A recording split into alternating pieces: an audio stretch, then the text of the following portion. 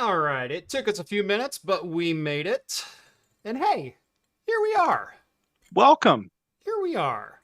Welcome to Talking Heads, everyone. Episode 345, your once-weekly live show for the latest in beer and tech news. I'm Jeff. I'm Rett. Welcome to the show, everyone. Thank you all so much for joining on this Wednesday night or in podcast form over on Spotify. I almost said Anchor. Spotify or wherever your favorite podcasts are found. If you've never seen the show before, we talk beer, we talk tech, we talk games, pop culture, entertainment, sometimes some Star Trek. All super chats are read in the air so long as they will not permanently demonetize the channel. We do drink alcohol on the show, and if you're drinking along with us, alcoholic or not, let us know in the chat and we'll give some early show shoutouts as we go along. Last but not least, if you'd like to take part in the super secret chat and the even more super secret after party, think about joining the Patreon. Link is down in the video description. As a bonus, you'll get exclusive access to my Discord server, where you can chat with myself, John, Rhett, Steve, all the hosts from Talking Heads, and join the awesome community that hangs out over there. Couldn't have said it better myself. No, you probably couldn't have. But welcome to the show. Rhett, how are you doing today, good sir? Hanging in there. Hanging in there. About to do a whole lot better. Yes, it's the best part of every Wednesday. And since we're already 14 past the hour, what do you say we just get into it? What are you drinking tonight? Well, because I'm late, I owe it to everybody to do a real beer this week. So from my hometown, I brought some Benedictine Brewery. It's the Hair Shirt IPA. So I've never had it before, but they say that it's a prickly hair shirt is a bitter penance, even for monks. So while penance may be good for the soul, most monks would prefer the bitterness of an IPA. So here you go. Nice. Looking forward to it. It's 6.8%. Benedictine Brewery in Mount Angel, Oregon. Okay. My wife actually found this one and had to buy it just for the can art, and I really don't disagree with her there. So my wife likes cider. In fact, can't drink beer. She's celiac, so she buys a lot of cider. And from Avid Cider Company, it is the Rocket Pop. Oh, hold on. Ooh, I like that. Yeah. There we go. The Rocket Pop. So this is a raspberry, cherry, and lime hard cider, just like the Rocket Pops of yore. This is 6.2. Excellent. I'd show mine off, but it's foamed up quite a bit on me. See, we got Skull having a Pseudo Sue from Toppling Goliath. Always an excellent choice. Novella Hub's got an Evil Twin Brewing Blueberry Jelly Donut Even More Jesus Imperial Stout. 12%, 3.97 on Untapped. Let's see. Who else we got in here? A lot of people wanting to replace you with AI, so we could start the show on time. Hey, this is like the latest I've ever been. I don't think I've ever been more than like 3 minutes late before. Yeah. And I was on time, Jeff. Tell him. You were on time. We had some technical issues on Rhett's side of things. It was either his camera or his computer. His audio was fine, but he started at like 10 frames per second and dropped down to like 3 frames per second. Like you could count them go by. It was not. I think it's a networking thing because it's always been from my desk there, and like maybe I have like a cable that's got like a broken line or something in it. I don't know, because everywhere else works just fine, but that one, like working from my desk, I never have a good stream. So yeah, we'll have to get that all fixed up for you. Let's see who else has a beer in here. Michael drinking a Neshaminy Creek. The shape of hops to come. 8.5%. A lot of people interested in the Rocket Pop. Reverend showing some interest there. Let's see. Copy and Cynicism enjoying a Resident Culture Brewing Tiny Ego Pastry Stout. Tiny Ego Pastry Stout. Just a waffle-themed beer. 6% and a 4.01 on Untapped. And then Williams got an Oak Brewing, Saturnalia ale, Saturnalia? Yeah, yeah, one of those. Belgian Trappist style quad, 10.2%. That sounds really good. I love me a good quad. Anyway, there's the Rocket Pop, Ooh, love it. looking fantastic in the Craft Computing pint glass, craftcomputing.store.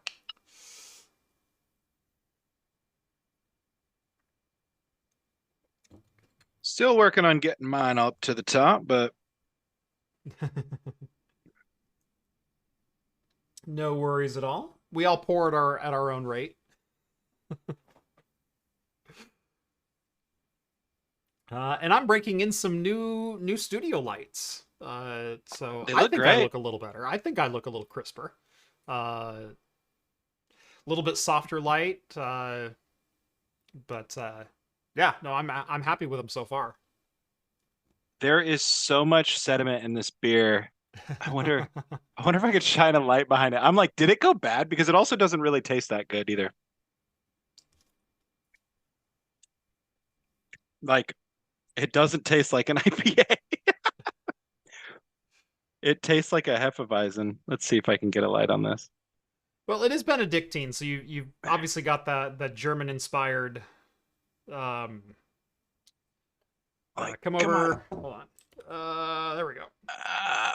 Can we Oh, I can see see the floaties. You're completely out of focus, but I can see the floaties. Oh yeah, look at that. Some of that's bubbles, but some of that is also floaties. Oh God. That's mostly sediment. It's even worse when I shine my light on it. Like I can Yeah. oh, Yeah. I wonder if this went bad. Can this kill me? No, you'll be fine. You'll be fine. Yeah, third drink, I'm warming up to it. Okay. Okay. I'm gonna take a picture. I'm gonna put this in the if I can get this to look right Yeah. because it is so kind of like I don't mind sediment. Jeff knows Right. this. Right. This is something else. And Osmo says, "Ooh, pint glass. Yes, available in 2 styles, by the way. We've got a Matrix-inspired one with a whole bunch of Easter eggs in the code, and then my circuit design, made right here in-house by me, designed and manufactured right here in-house. I have a laser cutter out in my garage. I do all of this myself. So yeah, craftcomputing.store. Looking blue tonight, Jeff? Well, that's just the background. I'm not blue, am I? Wow, you can really see the hair.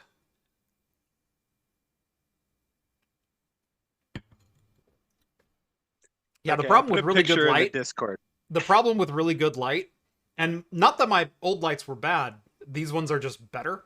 The problem with really good light is you start getting like every little detail and every little contour and crease and crevice and hair misplaced and everything. So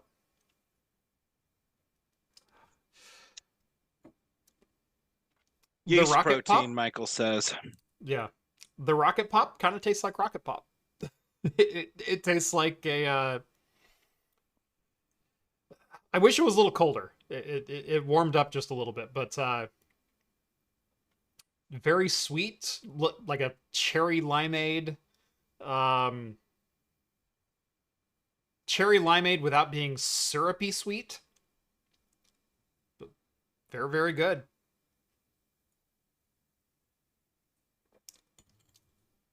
I don't know what more I can say about it. It's not a super complex cider.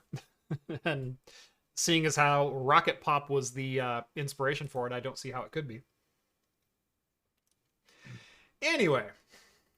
Yeah, every gray hair, that's my issue. Yeah, just don't look under the chin or on top of my head or yeah. We'll see. Thanks. My wife brought me a beer wrapped in an ice pack just in case. I can't do this one. Nice. She must have saw that suffering. I'm gonna try it out. We'll see. Like, what's the worst can happen, right? It's like probiotics at worst, right? Right. Your wife is right, the best. guys? Thank you, Mrs. Awesome.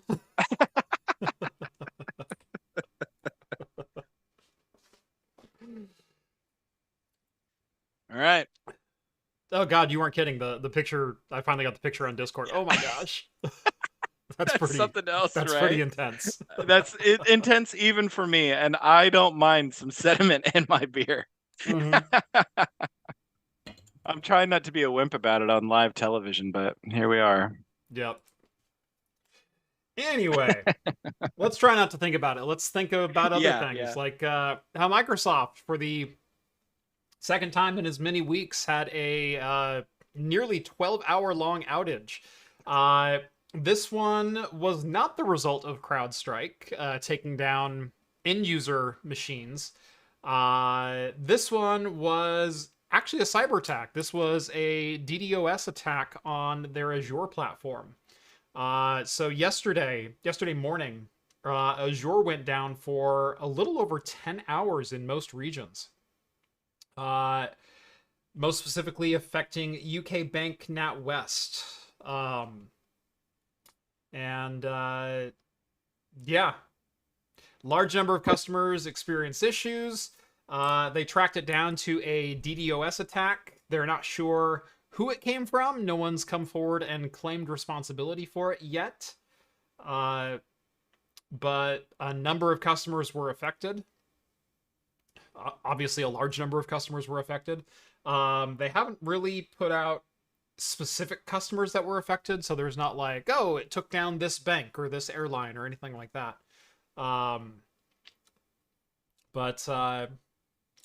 Yeah, who knows what this was for? Like, there's not a lot of information.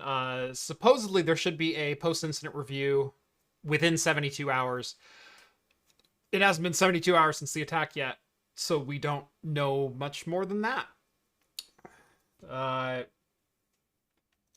If anyone on my Discord happens to have some more information, I would be happy to quote it on an unofficial basis. So I didn't contact the people that I know, but be interested to find out what this was.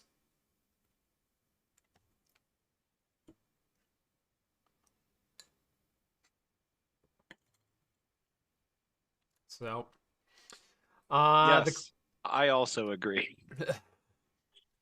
And we're also getting some of our first fallout from the CrowdStrike outage from last weekend, or 10 days ago.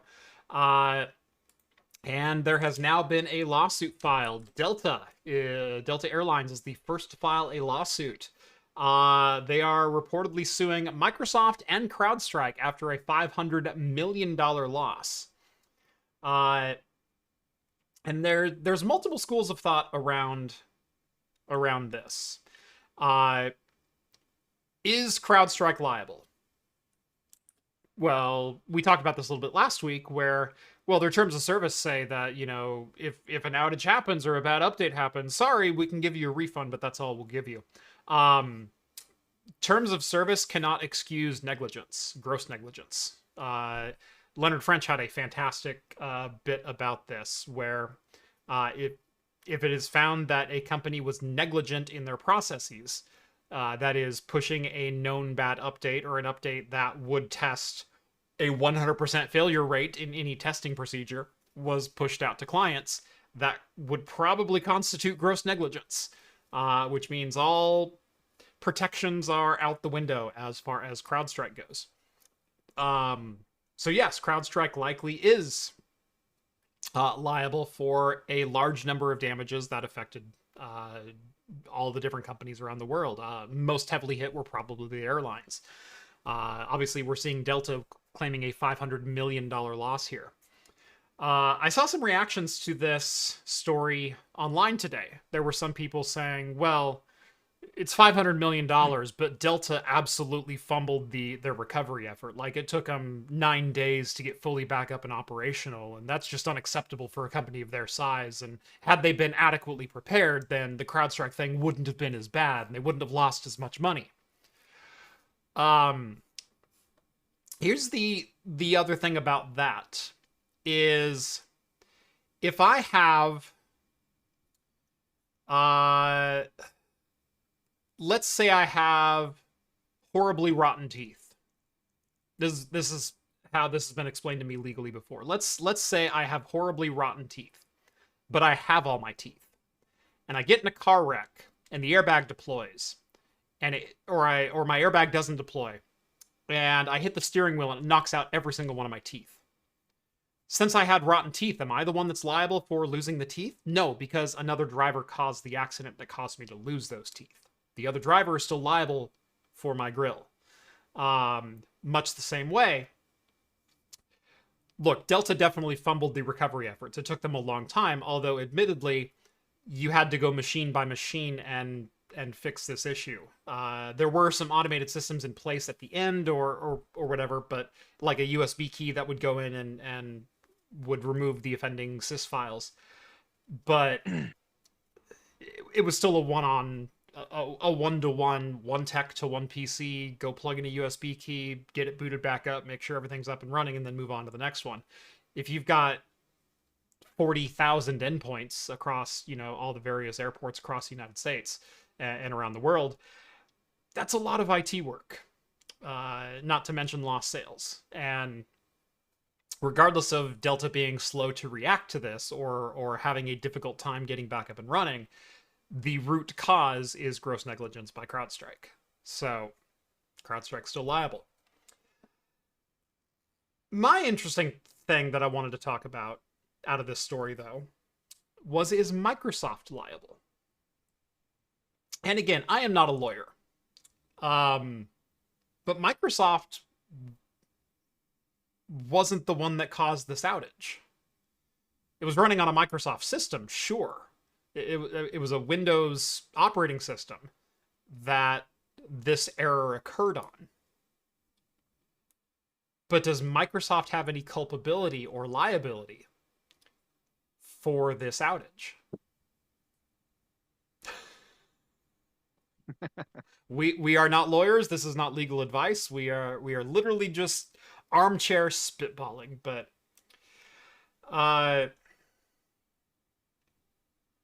I don't know. Did Microsoft develop a patch? I don't believe so. I don't believe Microsoft issued any updates for this particular situation. Again, it was a CrowdStrike driver, definitions driver, that is booted as part of the kernel and caused essentially a kernel panic and a BSOD in Windows, which caused an infinite boot loop whenever it would try to load that particular driver. That's not something Windows is responsible for, in my mind.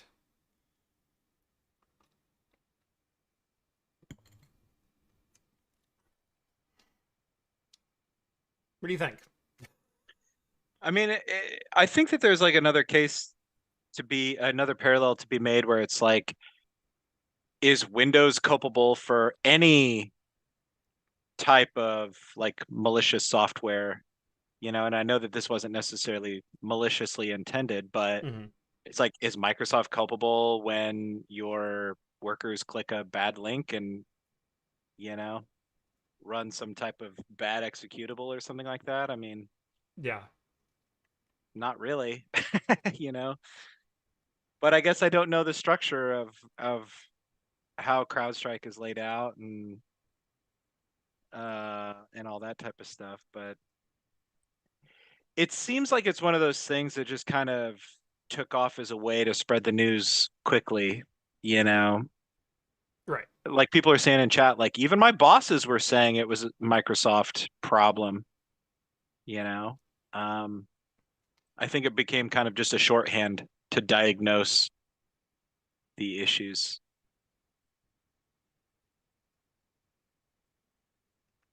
And here we got people saying, well, Microsoft did allow CrowdStrike special access to the kernel, which maybe that changes things. Right. My one thought, and the interesting counter argument to this, because I fully agree. I don't think Microsoft is liable in any way, shape, or form for this particular outage. They don't develop or deploy or are responsible for any iota of CrowdStrike software. Microsoft is the operating system platform that was affected, but it wasn't their software. That's buying a Mercedes and putting your own, crappy Walmart tires on it and then getting upset when you get a flat. When your tire blows out. Well, those aren't the tires we gave you.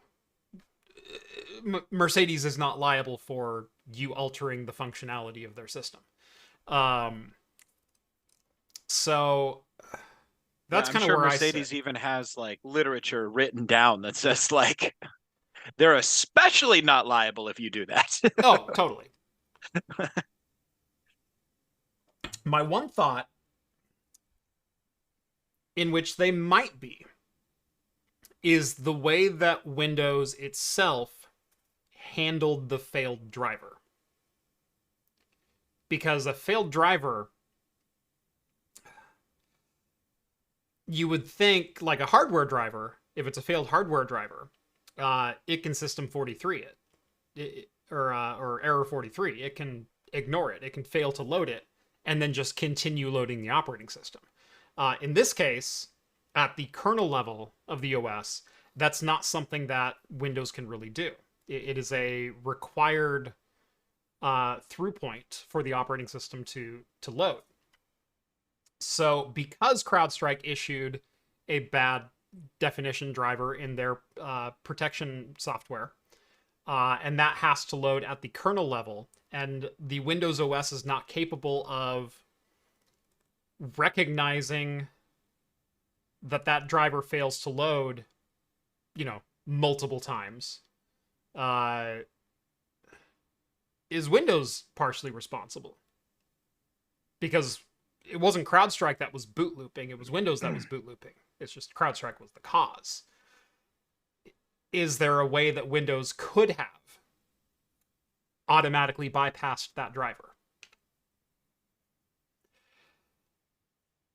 Now, obviously, that's not really a wanted situation, because if Windows has the ability to bypass a driver, then so could a malicious attacker. Just tell the system not to load the definitions driver and then run wild with your system. And that kind of is counter to the point of installing CrowdStrike in the first place, of ensuring, virus and malware definitions are up to date and everything else. But, it begs the question, is Microsoft handling a failed driver load the best way possible? Is there some level of liability there? And again, I think technically that's going to be above my pay grade. I also certainly don't want to make any claims in this case either, Right. like let the lawyers sort it out for sure. Yeah. But yeah, Delta Airlines, $500 million suing both Microsoft and CrowdStrike. Caused more than 5,000 flights to be canceled. Has been completely resolved in the last week, and the airline has had less than 100 cancellations out of its 30,000 flights since they were fully remediated.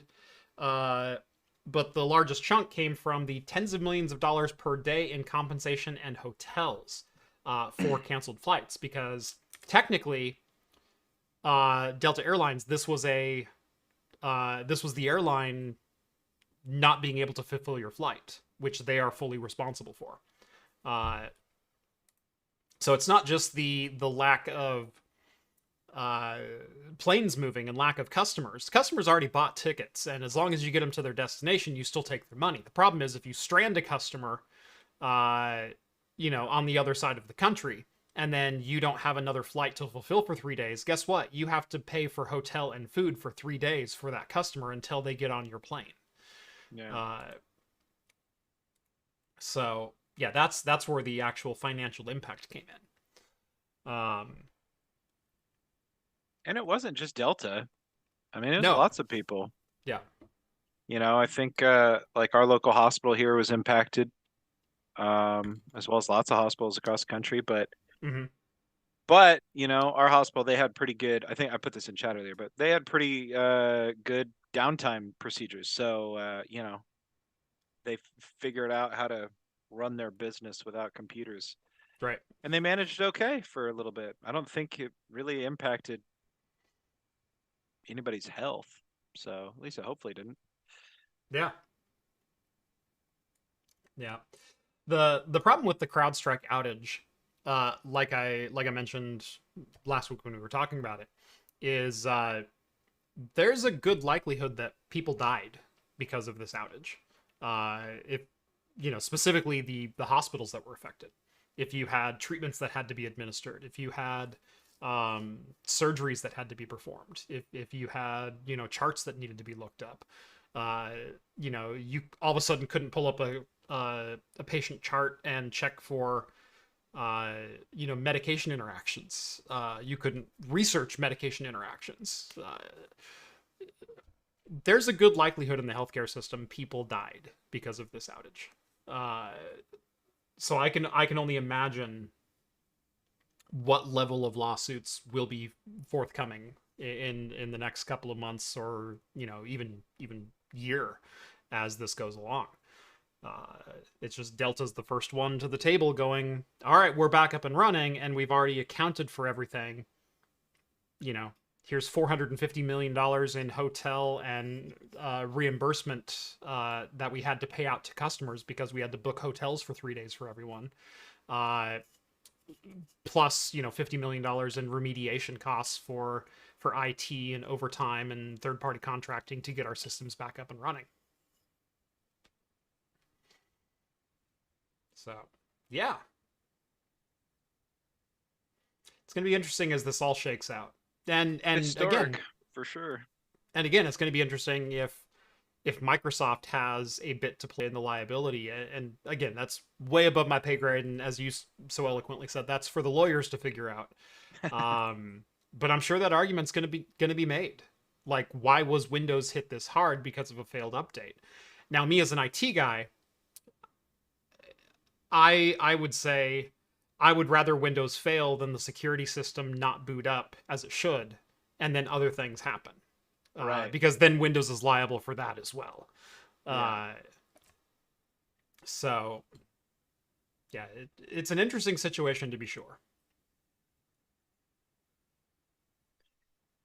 I'm just glad it wasn't my job. Right. I woke up and had a normal Friday a couple weeks ago. I have never been happier to just that looks terrible. Just awful. It sucks you're going through that right now, man. Yeah, my first inkling anything happened was in the craft Discord. I was like, what's going on?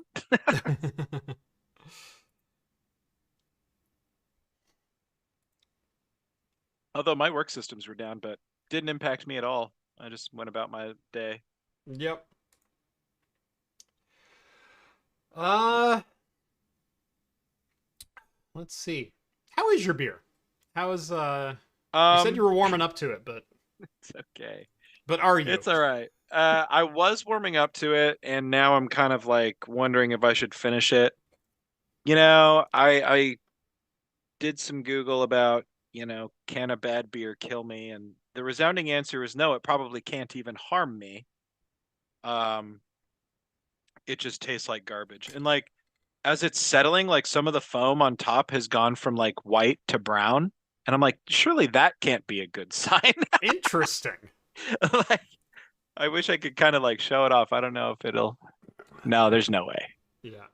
Yeah. There's like a brown spot in there, kind Oh of. You wow. can kind of, yeah, right. Yeah.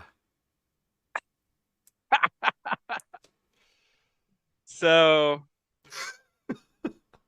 I don't know. I don't know if this went bad. I did have it stored sideways for like a little bit, but That should be okay.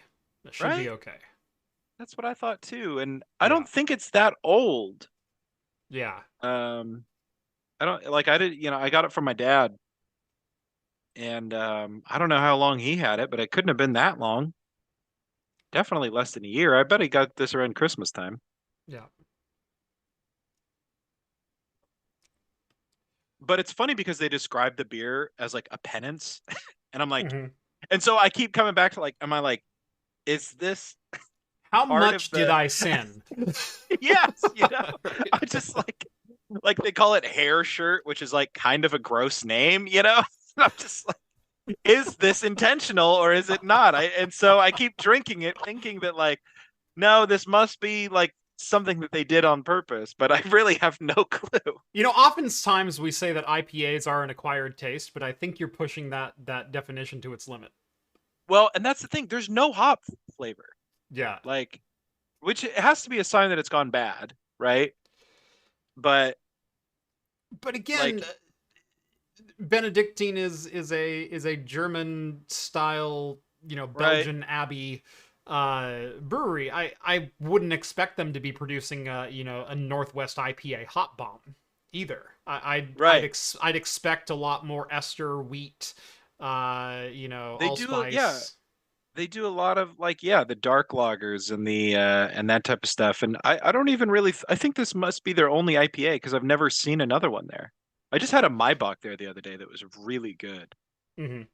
But yeah, it's definitely like much more focus on that type of stuff. But so I don't know. Everybody in chat is saying like Vince said you better end up with superpowers after this, and I'm kind of have my fingers crossed.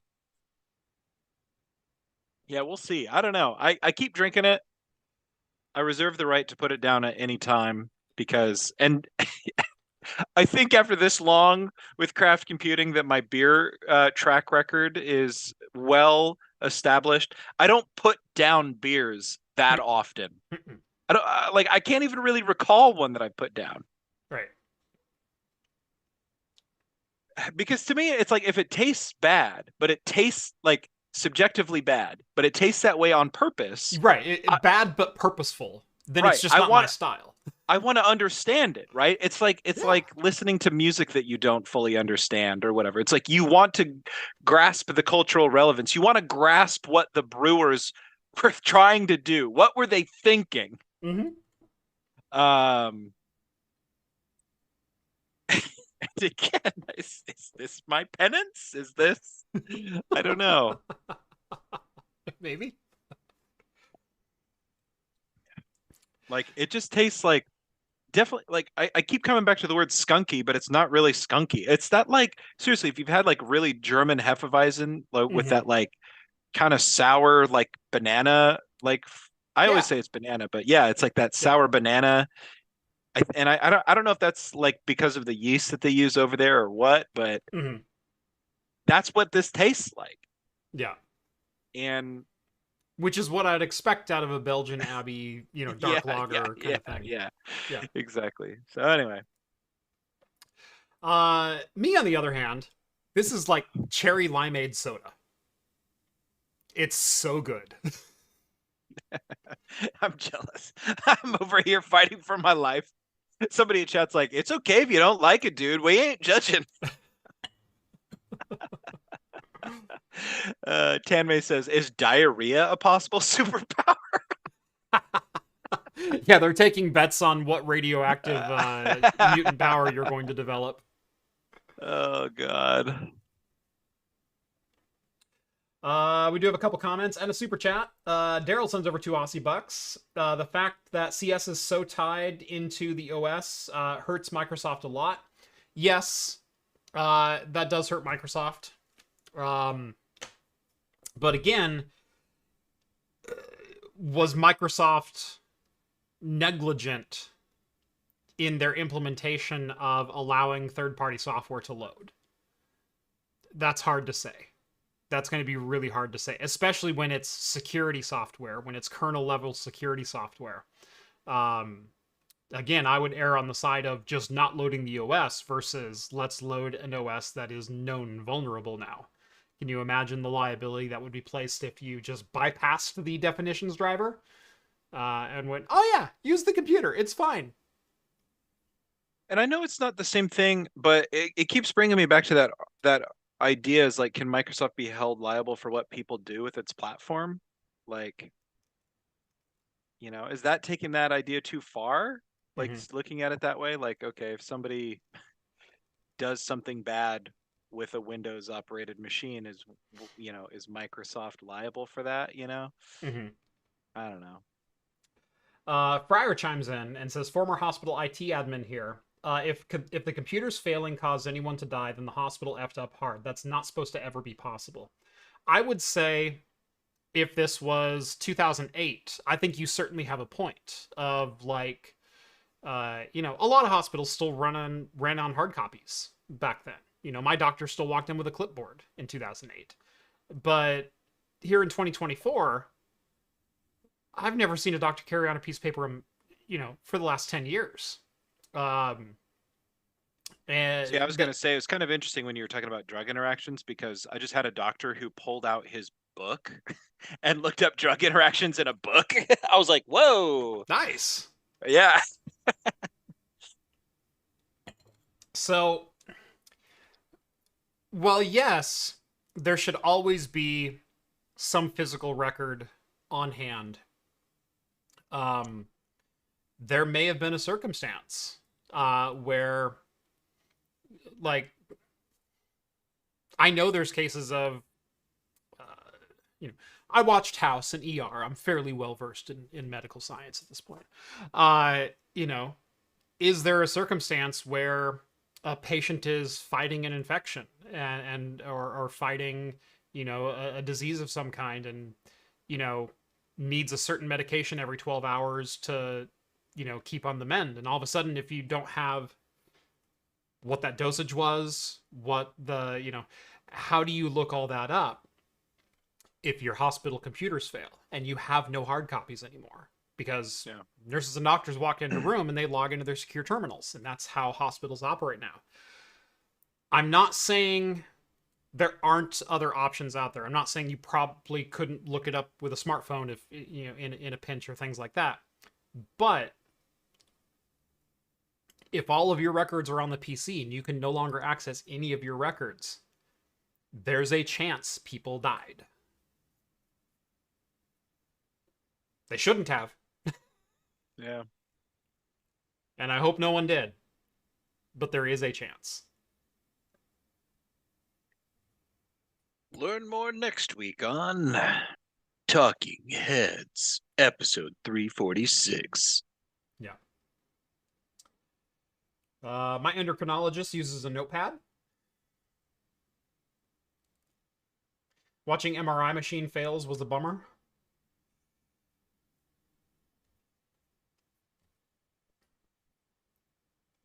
And Fryer says all that stuff actually is hard copied down ahead of time still in 2024. Yeah, and I knew they operated that way before. I wasn't sure if that was still standard practice. Because I've seen, medical archive rooms and, files as far as the eye can see. So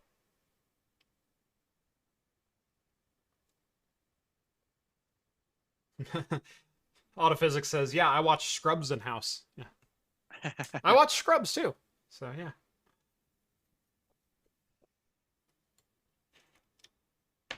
But yeah, no, like I said, the main point of this is it's going to be interesting as all of these different situations that CrowdStrike caused come forward. Remember when McAfee issued a bad software update early 2010, something like that? And suddenly Intel owned McAfee.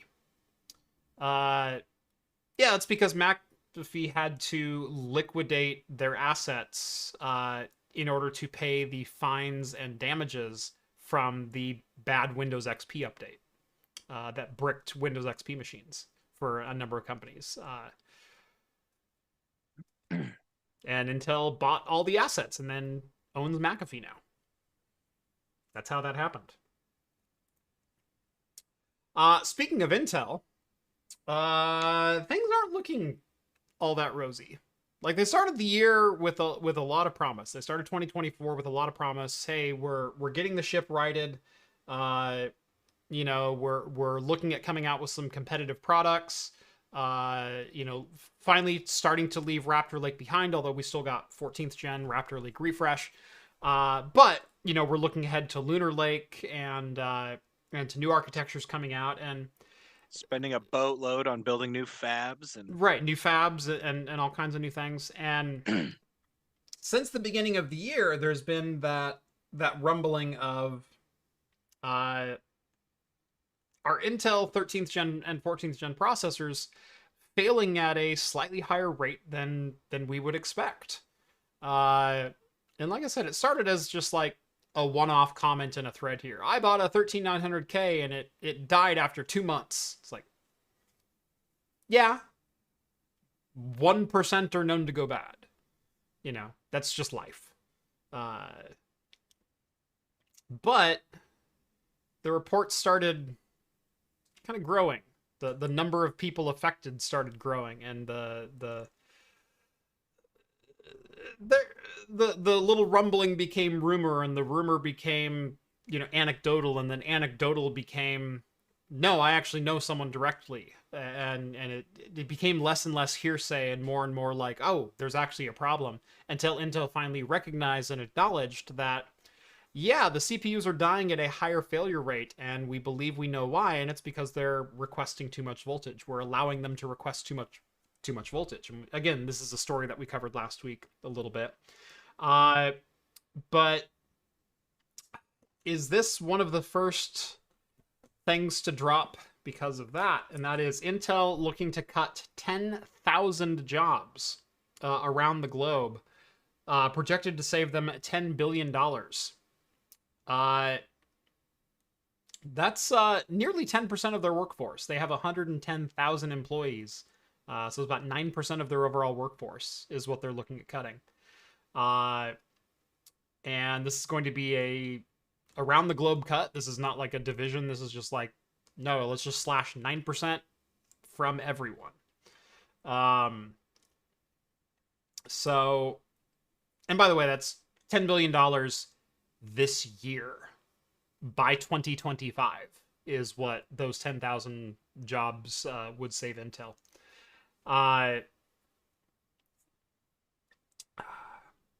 Does Intel know something we don't about how bad this Raptor Lake situation is going to be and how dire their situation has become? Yeah. Maybe. Again, I'm speculating here. But there's already rumors of some lawyers investigating class action for Raptor Lake desktop CPUs because of the abnormally high failure rate, and Intel finally acknowledging that there is indeed a problem and saying that the damage, if caused, is permanent. But Intel may be on the hook for damages. They may be on the hook for a lot of different things. And like I said, just when it seemed like Intel might be starting to get their feet back underneath them, boy, this is not what they needed right now.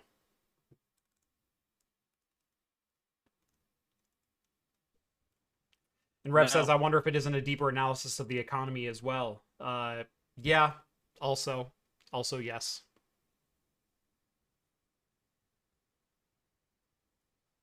Yeah.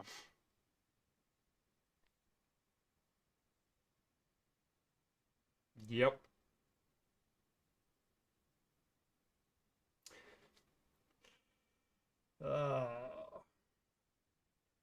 Yeah, that's a big hit.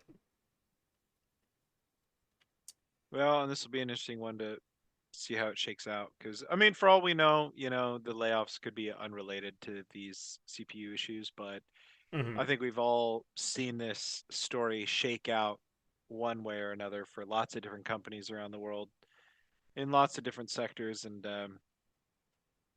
yeah, who knows? I mean, they were kind of in a precarious, not precarious, but definitely, in a rebuilding phase. I think like you put it, already, and to just kind of be knocked back onto their back foot by something like this, not a scandal, but this CPU failure thing by all metrics is not going to be good for them. Certainly not the press that they needed right now. No, exactly. Yeah. Much better way of putting it. Yes.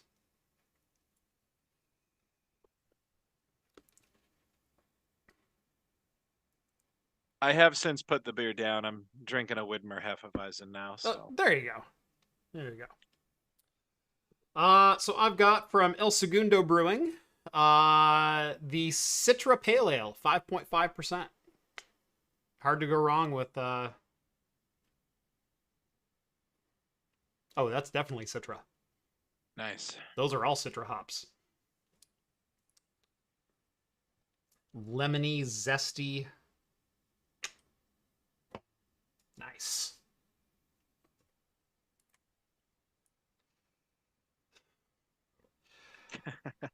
Mike Jones says, with $10 billion, I could hire the whole world. If you gave everyone $1, I guess. No, there's only 8 billion people. Right, so give me 2.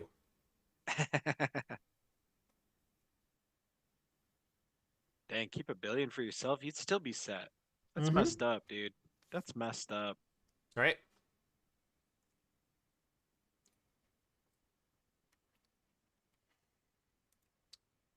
Yep. All right. I've got my second beer. You've got your second beer. Are you ready to rant? Oh yeah. Okay. Just checking. Yeah, I know we're right where we're headed. This one. Logitech. The Verge interviewed Logitech's CEO, Hanneke Faber. And, oh, you are ready. Sorry, it's just off frame on everyone else's screen, but I can see it in the preview window. Here we go. Got my sword ready. Get your sword ready. The Verge interviewed Logitech CEO Hanneke Faber. I believe I'm pronouncing that correctly. He discussed the possibility of one day selling a mouse that customers can use forever.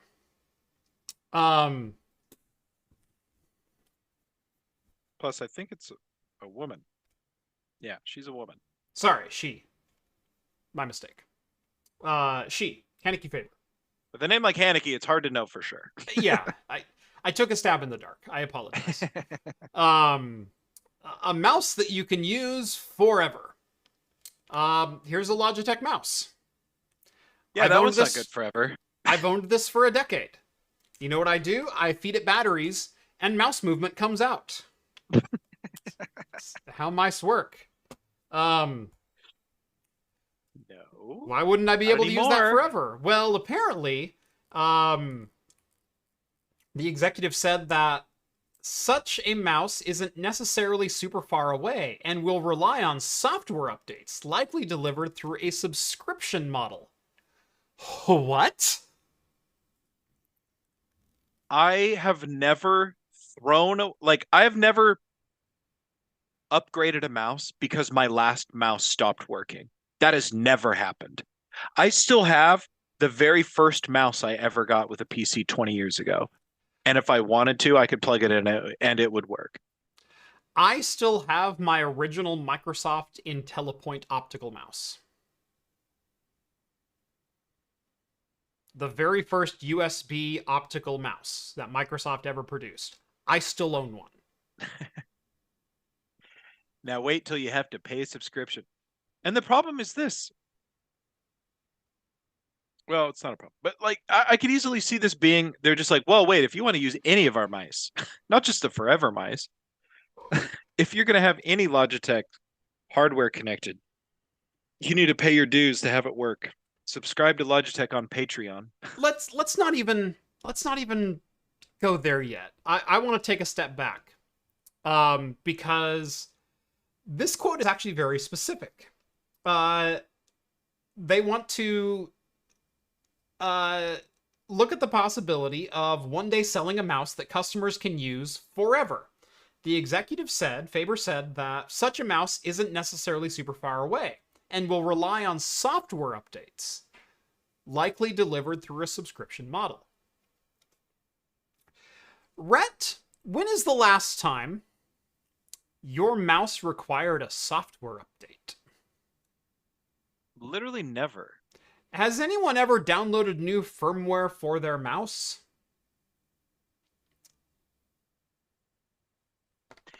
And literally, like, and the thing is like, let's say you use, like, Razer has their stupid software platform, Razer Synapse or whatever. It literally makes using their stuff much more of a pain in the ass. Yep. Like, I just want to plug your things in and they work. Oh. So, look, I own so many Logitech mice. I have been a long time Logitech fan. If mouse, trackball, lots of different things. I've never once needed to download a software update to add or fix functionality on a mouse. Never once. And I've been doing this a long time. What do they think they're going to be delivering? I don't know. This is like NFTs for mice or something. We'll be able to deliver software updates to your mouse, and we'll charge for those software updates. What updates? It's a mouse.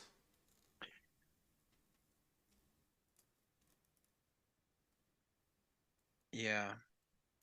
This is late stage capitalism. We've really entered late stage capitalism. Uh-huh. Because Logitech is a successful company by all metrics. We all know who Logitech is.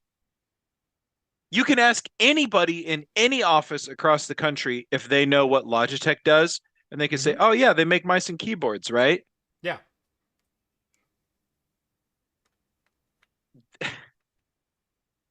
And they want to be Adobe for mice and keyboards. They want to be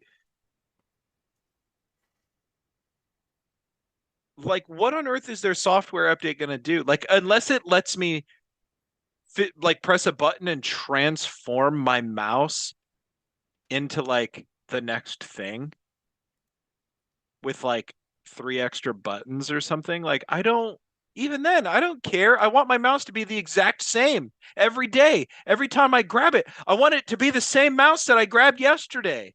Yeah.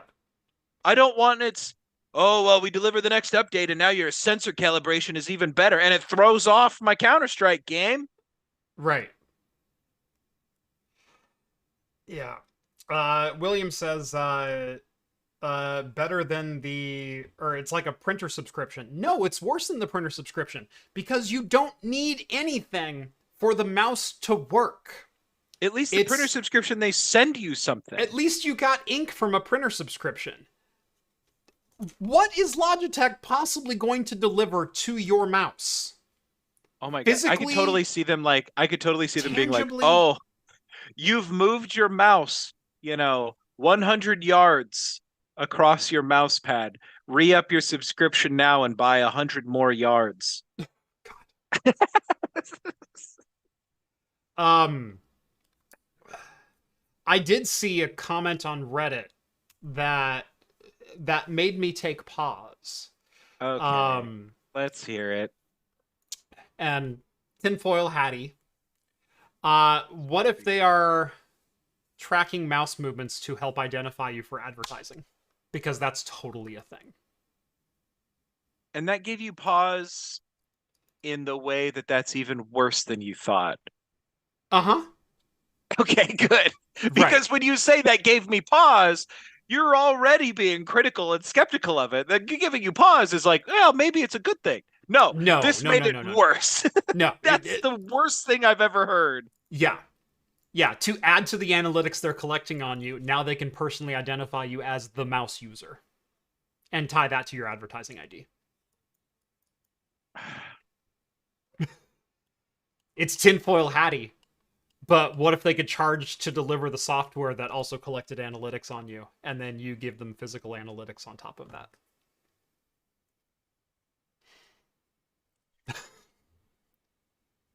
20 years ago, we all couldn't wait to get the next new thing.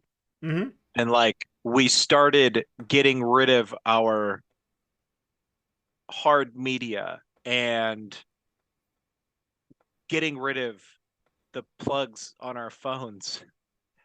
And now all I want to do is go back.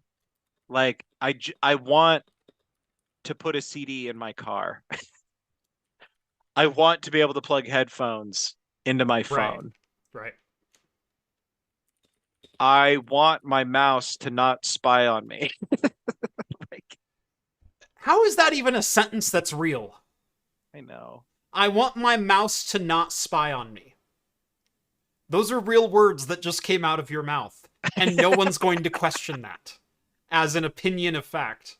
And it's just like wild. Like I was just talking to my wife about like science fiction books and stuff. And you know, you get like some of these authors who they write this stuff that is so positive in its forward thinking and so the outlook for humanity is so positive. And then you read anything by Philip K. Dick, and he nailed the future in the sense that like the future is so annoying Mm-hmm. and inconvenient.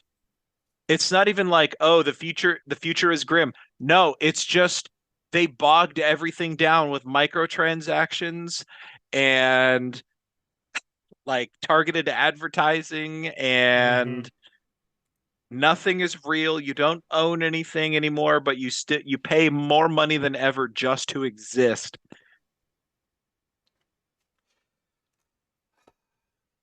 Hold on. I want to give credit for this one. I read it. Where's it at? Where's it at? Where's it at? Where's it at? Off the beaten tech says at this point it's a rat, not a mouse. I like that. That made me chuckle. Um, what year was peak tech? We have definitely passed it. Yeah. What year was peak? Um, To me, it's hard to get away from like I really resonate with like the late aughts and like the early teens. I think it's specifically around 2011, 2012. Yeah. Because like we're hot off the iPhone. It really felt like the future was out there. Apple was Um, at the absolute top of their game. yeah. Samsung was at the absolute top of their game. Microsoft was at the absolute top of their game. Intel was at the absolute top of their game. Even AMD was still vaguely competitive and near the they were starting to downfall in the early tens. You know, you start looking at Bulldozer and Piledriver and those architectures they launched, but they weren't as good as Intel, but at least they were still competitive. And so I can't say they were near the top. Nvidia wasn't near the top of their game, but Nvidia was very, very good. And we had two bona fide competitors in AMD and Nvidia in the graphics space. Um, yeah, was debating 2012, but really 2012 was just refined 2011, and that's kind of why I say 2011 2012. 2011 is the one that sticks out in my mind. Um, for a number of different reasons. 2011 was the introduction of the unibody aluminum MacBook Pro.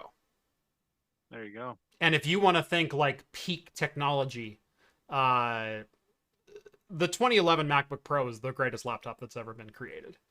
Um, and they've been refining that ever since. And then they went a little bit too far, and then they had to pull it back and go like, oh, maybe the touch bar wasn't such a great idea after all.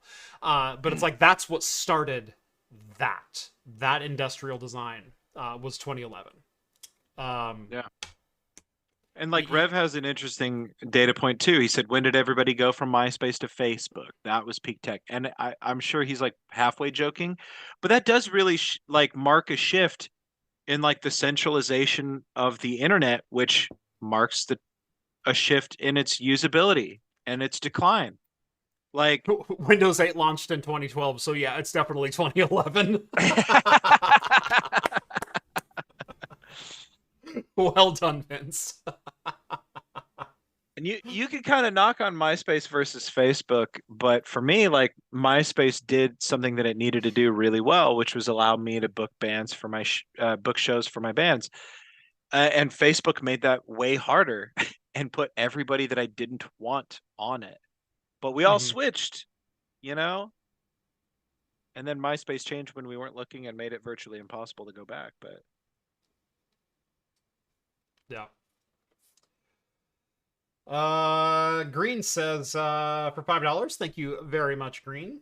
Bungie fires 220 employees, 17% of their workforce. Reports of the CEO bragging about spending $2.4 million on cars. Millionaire retail therapy, not a good look. Yeah, but see, he had to make the really tough decision to fire those employees, and so obviously he needs to go out and do something to make himself feel better. I say as facetiously as possible. If you're the CEO and you need to fire 20% of your workforce to make ends meet, maybe you should just be earning ends meet for the rest of that year. that's how it should work ideally. Mm-hmm.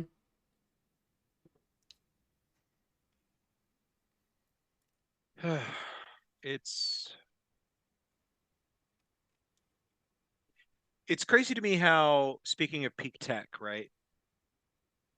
Like going back to that time, like recovering from the recession and everything like that, like it became really apparent really quickly that good business simply cost less money to do. Mm-hmm. I've said that so many times. It's like it feels like it should be common sense, and yet we watch these gigantic companies pay out the ass to do bad business year Yeah. after year. Yep. And the problem is it's not, they're not the ones eating it. We are.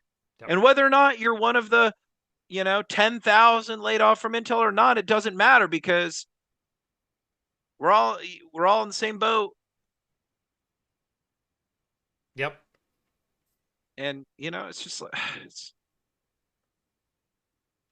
yeah, it could just as easily happen to any of it. And it's like, yeah, happened to Bungie too. It's going to keep happening across the tech industry. Well, just look at the layoffs across the video game industry this last year. It's been brutal. Who was the company that had like the number 3 selling game on Steam for a month and then laid off the developer team for it? Oh, jeez. That was Microsoft. It was a Microsoft-owned studio. Oh, right. Yeah, I'm forgetting who it was, but yeah, they're like, thanks for the amazing game, and by the way, don't bother coming in Monday. Well, that's the thing too. It's like I was doing a bunch of research on the company that did Age of Empires, Mm-hmm.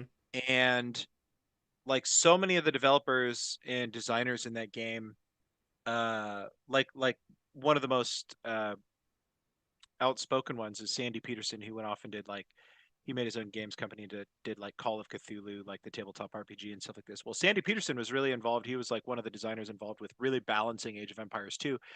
And he said constantly on social media at the time, like, I've never heard, because they were acquired by Microsoft shortly around when Age of Empires 3 was coming back, if anybody remembers that. Oh yeah.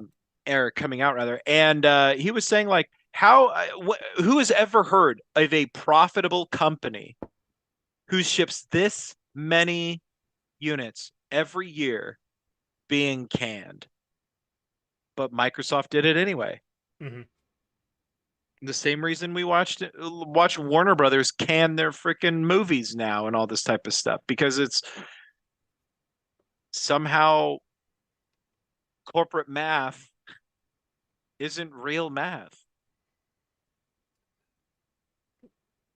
I've said this before, but exponential growth is never sustainable. The frustrating thing is simply being a good, sustainable, profitable company isn't enough anymore for most shareholders. It's not. And it won't be until something is done. Like literally until they're like forced to via regulation or legislation. But it's probably just not going to happen. Yep. I mean, we watch these companies, their health is fine. Their CEOs continue to make more money than they ever have in the history of their entire company. Mm-hmm.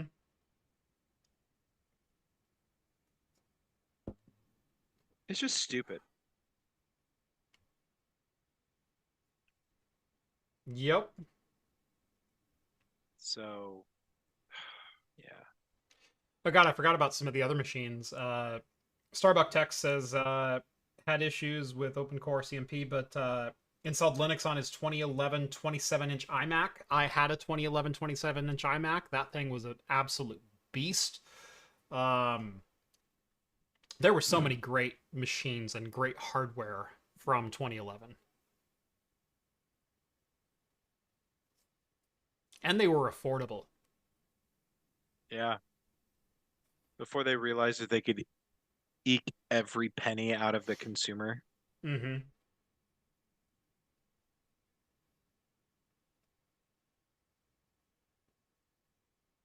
It was before the 2013 Trash Can Mac Pro.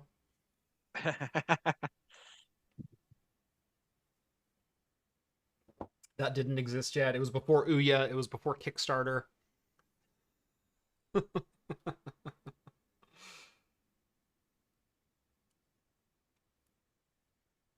And things really began acceleratingly getting worse when like algorithmically driven like social media and internet searches became a thing. Mm-hmm. Like, and that was what, like 2016, 2017? Yeah, kinda.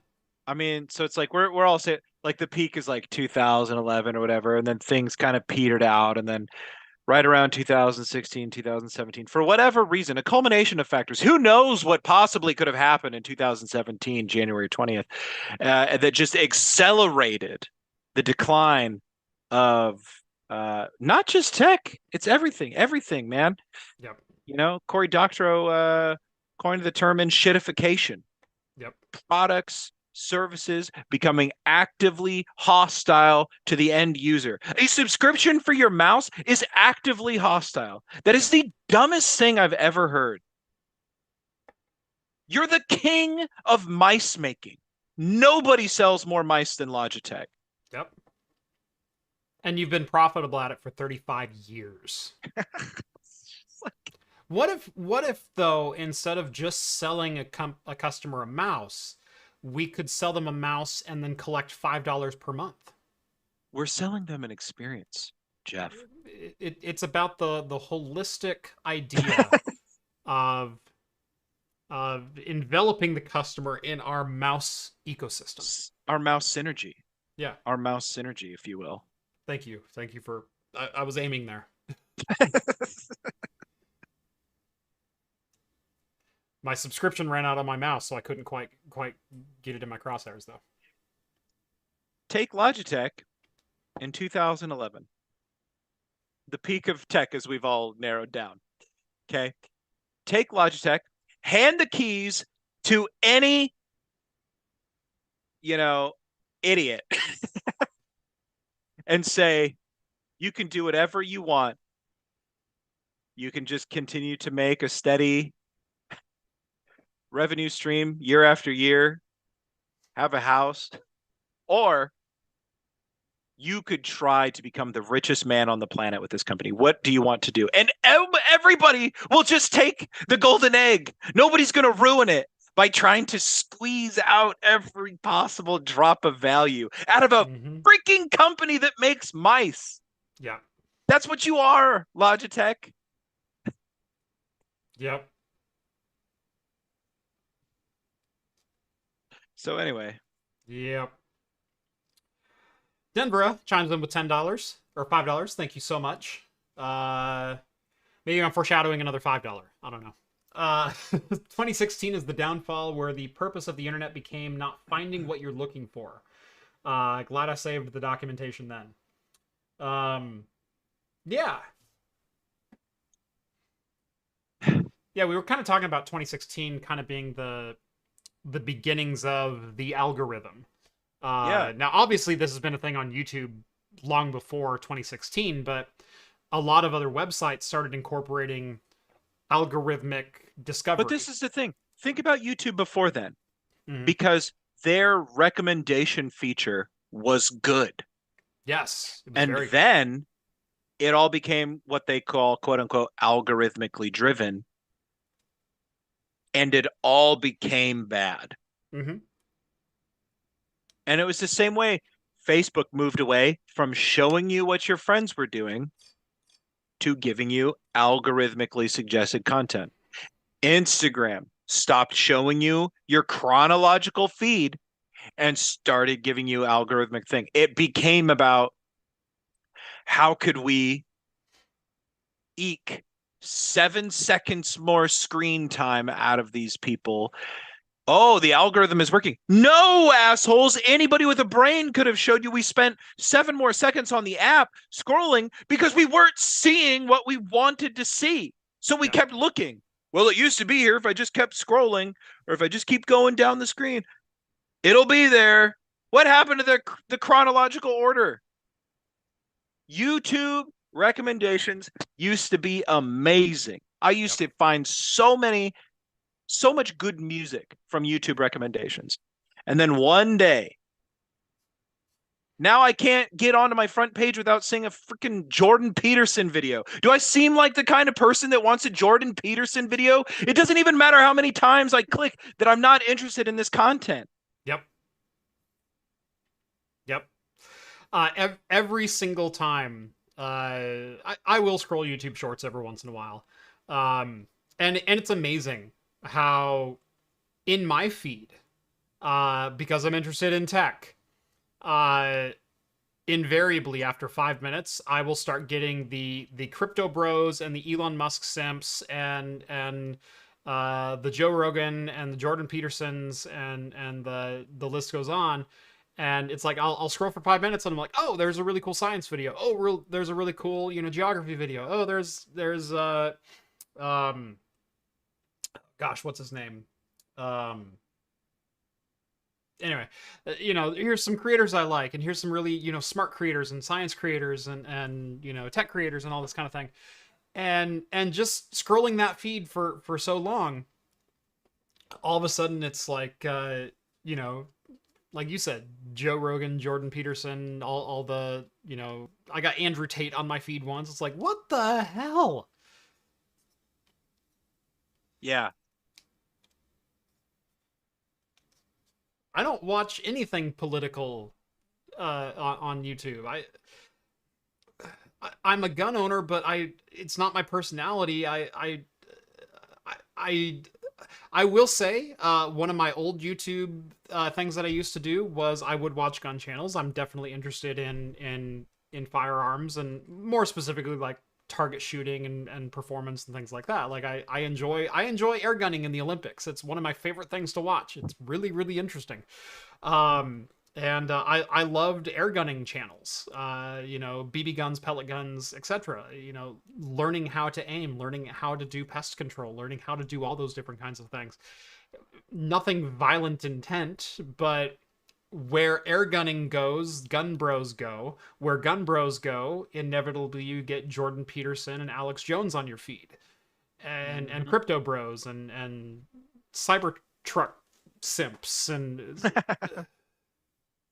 Yeah. It's awful, man. It's such a pain. And it's like Rev even said, like, surf YouTube in incognito mode and see what kind of oh content. god, it's disgusting. It's awful. And I mean, the only way that I get anything useful out of YouTube is by literally just knowing what I want to watch and going directly to it and watching it. There's no browsing for me on YouTube. There's no letting the autoplay feature take me down a rabbit hole anymore. Yeah. Yeah.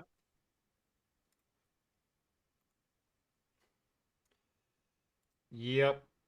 Yeah, it's all.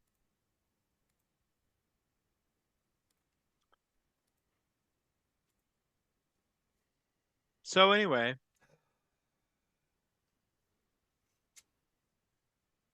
2011. I just want to go back can we? and start my YouTube channel 6 years earlier. There you go. You could be right up there with Linus. maybe not Linus, but I'd probably be 10 times the size I am right now. Come on, is Linus big because he was there first or big because he's good? Yes. The answer to that question is yes. I don't know, man. Mr. Beast is bigger. Yeah. It's amazing what happens when you have $1 million budget per video. Do you see he's in hot shit? I did. I saw that and I was like, yeah, big surprise.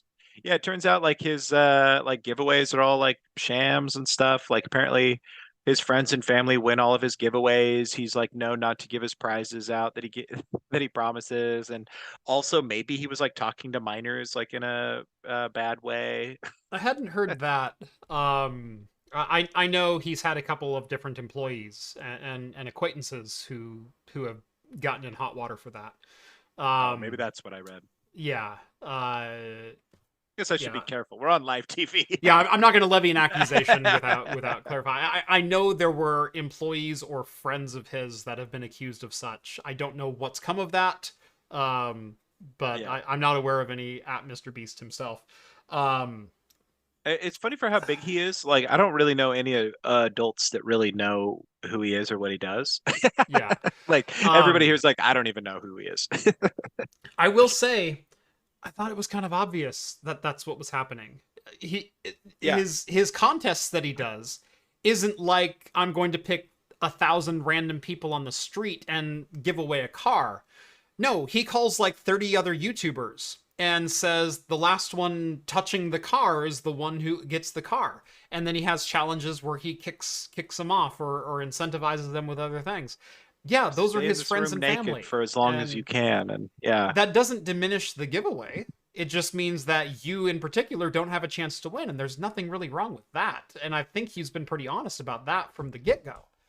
Well, I think they're saying that there's like he's running into some gambling issues because he would tell people buy a shirt for a chance to win $20,000, and then he would just never pay out the $20,000. And see, if that's a thing, that's certainly an issue. I mean, that's like loot boxes, you know. It's like, well, that's running a raffle, which has so many rules and regulations. There's a reason I haven't. Look, I love the idea of raffles. In the state of Oregon, it is very difficult to run a raffle. It brought down artesian builds. Okay, it can bring down anybody. Kia Pia brought down artesian builds. Good callback. I could not remember her name. No, she's awesome. But no, no, Kia Pia went like, you pay me. And they went, no, there's the reroll. Oh, this person doesn't subscribe to me. This person doesn't, blah, blah, blah. She goes, no, legally binding. You said, here's the winner. Oh, never mind. No, you pay me. And then that all unraveled. Amazingly enough, an asshole made a bad decision on the air. I wonder what that guy had to do with his Star-Lord jacket. Yeah, that always irritated me. We should do a charity stream where we give away stuff, and I'll wear a Star-Lord jacket. Only if I get 3 rerolls. You can, Jeff, but they don't mean anything. Oh, he's a scammer. It's a cult. There's the reroll. Yeah, a lot of people doing the reroll callback. I don't know that Mr. Beast is necessarily a cult. Look, he's not my jam. Although I do watch some more, over the top YouTubers. I like the oh gosh, no, I can't think of their names. The 3 Australian brokes. How ridiculous. I watch them all the time. In fact, I'll get my 2 oldest kids and we'll sit down and we'll watch a couple of those because it's really fun watching what happens when you drop a bowling ball from 40 meters up in the air onto a car. Or how high will this bounce off a trampoline? Or can we make this shot off the top of a dam? it's fun. Who the heck doesn't like that? And there's no, yes, there's calls to action within the video. Go buy our merch, go sign up for the club, join the membership, whatever else. Just like any other channel. By the way, craftcomputing.store, pick up some merch, join the Patreon down in the description, get access to the Discord. Call to action right there, baby. That's how I make money. But it's not obtrusive. It's not obscene. It's just, hey, do you want more of our content? You apparently like our content. Give us a couple of bucks. We'll give you some more content. It's exactly the same thing that I offer here. I have no problem with that.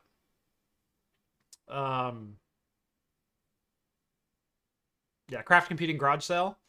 I've looked at doing, and in fact, maybe I'll have to do this, a craft computing Patreon fire sale auction. I've looked at,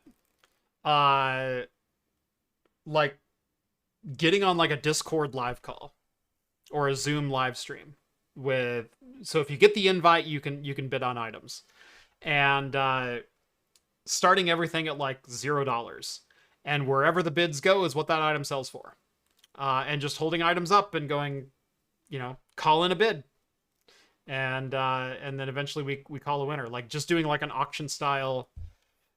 I've got mini PCs, I've got gaming handhelds, I've got CPUs and motherboards and things like that at this point I kind of need to get rid of, but hey, will you give me $30 for this CPU? Sold, done. Move on. I think that could work pretty well. What, you don't want all your stuff just to end up in my garage? I mean, I'll sell you all my stuff. Then it can end up in your garage. That'd be fine, Zach.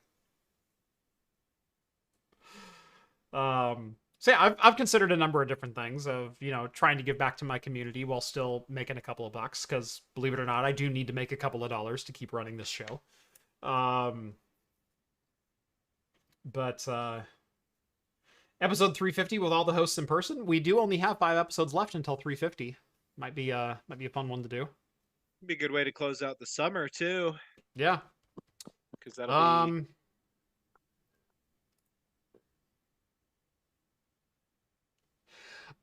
So 349, I will be in Nova Scotia. 350 would be September 4th. Nice. It's a good week. Yeah. Labor Day, after Labor Day, summer's over. Right after Labor Day, get together, I think that could be fun. Do a craft computing from my deck stream, maybe. There you go. Ooh, we could do a poolside stream too. We could do a poolside stream. That'd be fun. Get everybody in their swimmies. Hot tub stream. That would be fun. Could we sell the water afterwards, though? Then we've really made it. 100%. I could sell anything. Yeah. I think there's a beer making opportunity there. You want a real craft computing beer? Here's some water that my body's souped in. for $10, you could have 8 ounces of water that all of our balls have been in. It's fun. I was gonna go with buttholes, but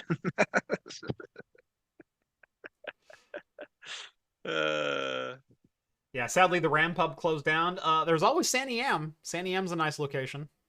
We had fun at Sandy Am last time. That worked really well. We did have a lot of fun at Sandy Am. There's a couple other breweries around as well. We could always find one. Sandy Am's fun because they've got a little back room that we could broadcast in. It's got the brewery in the background, and there's 6 or 7 tables in there. So yeah, we could also do Archive. I've done one from Archive before. Archive was really good to me. I'm down for wherever. Yeah.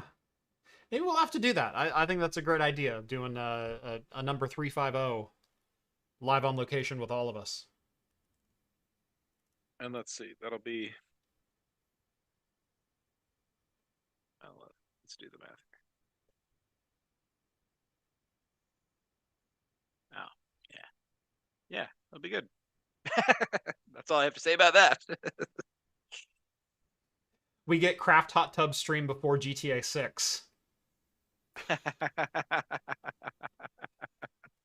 And Elder Scrolls 6. Yeah, I'll be fine if we never get Elder Scrolls 6. You're just living on Morrowind still. Yeah. And I want them to be able to keep re-releasing Skyrim, you know? I'm sure Elder Scrolls 6 will be great. I loved all the Elder Scrolls games. Yep. I just don't see what like they're going to add, to the series. I don't think they really need to add all that much. I just think they need to execute and maybe at a higher level. I think they need more than 4 voice actors this time around. Yeah. That's always been their problem. What's fun is like when you go to all the modding projects, like Tamriel Rebuild obviously is like Oh, you found my claw. There it is. Tamriel Rebuilt, which is the big one for Morrowind, they've got like 1,000 voice actors adding to the mod. And then I saw like Skywind was doing a big call for voice actors. So the community knows what's up.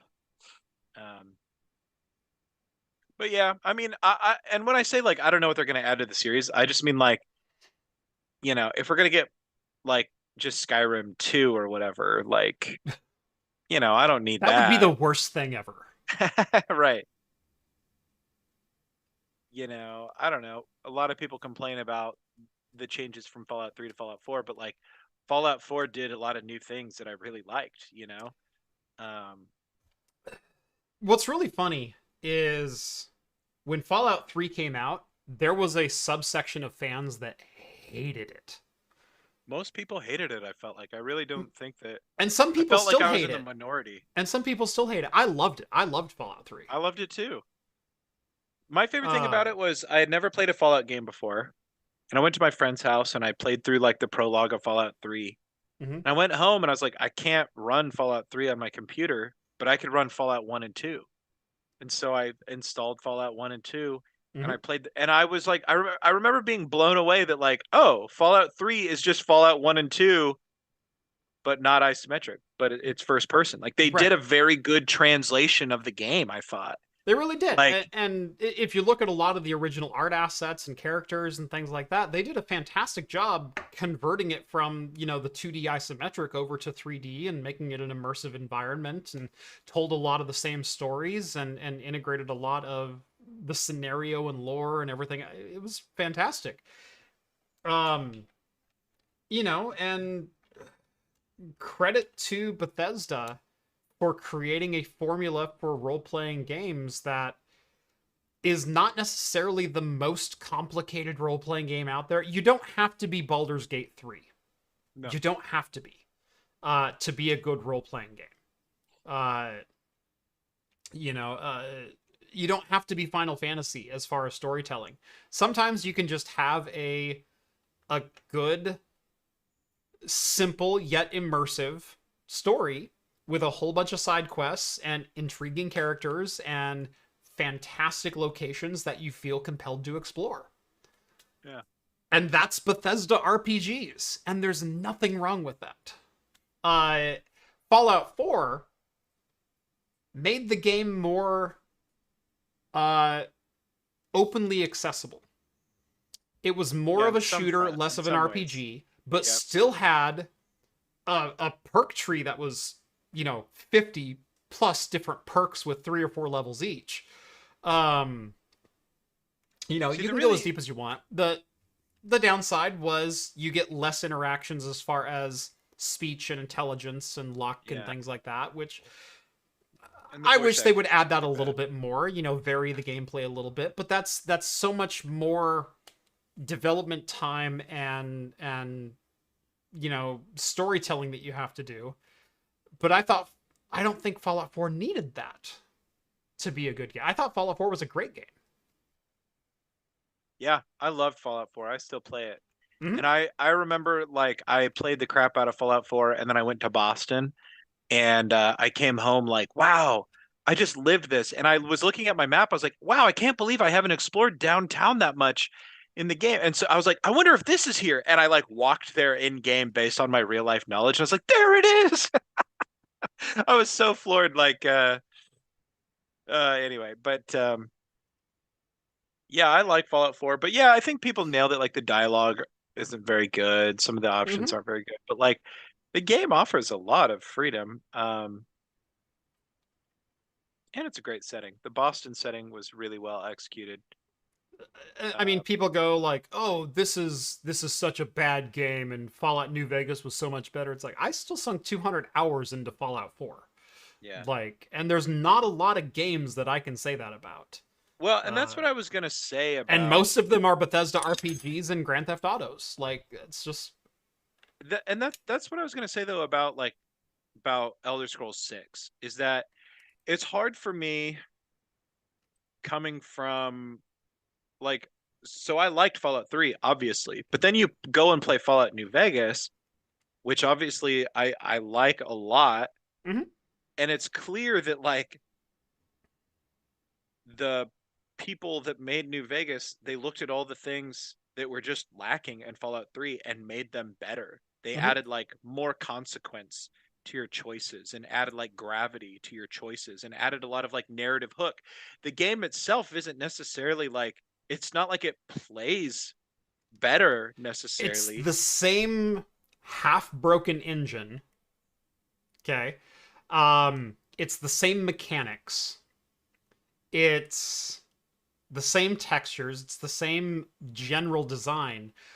It is more of the RPG elements. Yeah. It is a deeper story with more branches off the main story, with more factions, with more impactful decisions. But does that make the game better? It gives it more replayability, but does it make it better? There's a And good that's there's that's who's sorry, but there's a no, go there's a for it. YouTuber, the guy that does all the like super long video essays. He did like the 4 hour thing about oh no, who's the guy? H Bomber guy. Oh, okay, yeah. He did a really long video essay about Fallout New Vegas versus Fallout 3 that I think like really kind of summarizes the strengths of like having an outside studio come in with your toys and like revamp your game and like make a game. Hmm. And that's the hard thing is that like, you know, Bethesda obviously puts down the great framework. Like part of the staying power of Morrowind wasn't that like they just made a great game by themselves. That obviously that was a big part of it, but it was also that like the toys were easily accessible and that people could get in there. Um and so it's like I don't know if we get Elder Scrolls 6 and everything like that. Um yeah, it's just hard when we've gone and played these other games that have a certain weight, certain gravity, and then Yeah, yeah, totally. you get something with a good veneer, a good whatever, but it's not quite as polished as it should be. I don't know. You know, I think maybe I never got to play Starfield, unfortunately, but I think like that was kind of like the main complaint of Starfield was that like the bones were there, the structure was there, but it just kind of didn't have the same gravity that past Bethesda titles had, you know. I agree with Eh, that. I played maybe 60 hours of Starfield or so. Like, yeah. not an insignificant investment in my part. Hmm. Um, you know, it's rare I get more than 20 hours into games anymore. I just don't have the time to invest into them. And so the fact that I played Starfield for 60 or 70 hours before I went, all right, I've had enough and I've got other things that I want to go do is a testament to how good that game was and is. Um, it's not as good as other Bethesda RPGs. It didn't hook me quite the same way, although a lot of the formula is very much the same. It's got a pretty intriguing story. Uh, it has a lot more character customization, but it has even fewer consequences to speech and your different stats than Fallout 4 does. So the story ended up being very linear. You take one path through the main quest and that's it. And for an RPG that feels a little light, it feels, you know, like I know there are multiple endings in it, but your choices had zero consequence. Um, And all of the morality choices were literally black or white. It's like, would you like to kick this puppy, or would you like to murder this child? Like, those are your two choices. It's like, I don't feel good about either of these. Well, you have to choose because you started this dialogue tree, and we're not going to let you walk away without choosing. I was like, I guess I'm going to reload and just never finish this quest then. Right. Yeah.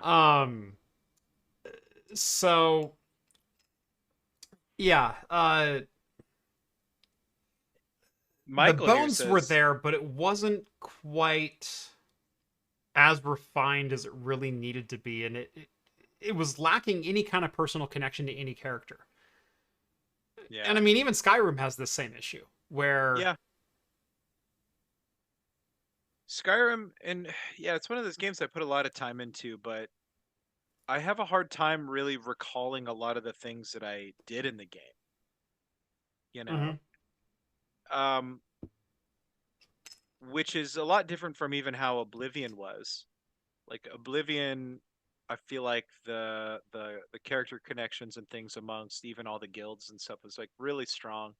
And I don't know, maybe it's just because I played Skyrim wrong. That could be a thing, but yeah, I don't know, it's hard to say. Yeah. Michael says he does want to play No Man's Sky, and I want to report back because I bought the game for a second time recently. Um, it's really good now. The new update Yeah. just came out, and what really got me was the creator of No Man's Sky. He was talking about some of these updates because they announced a new game.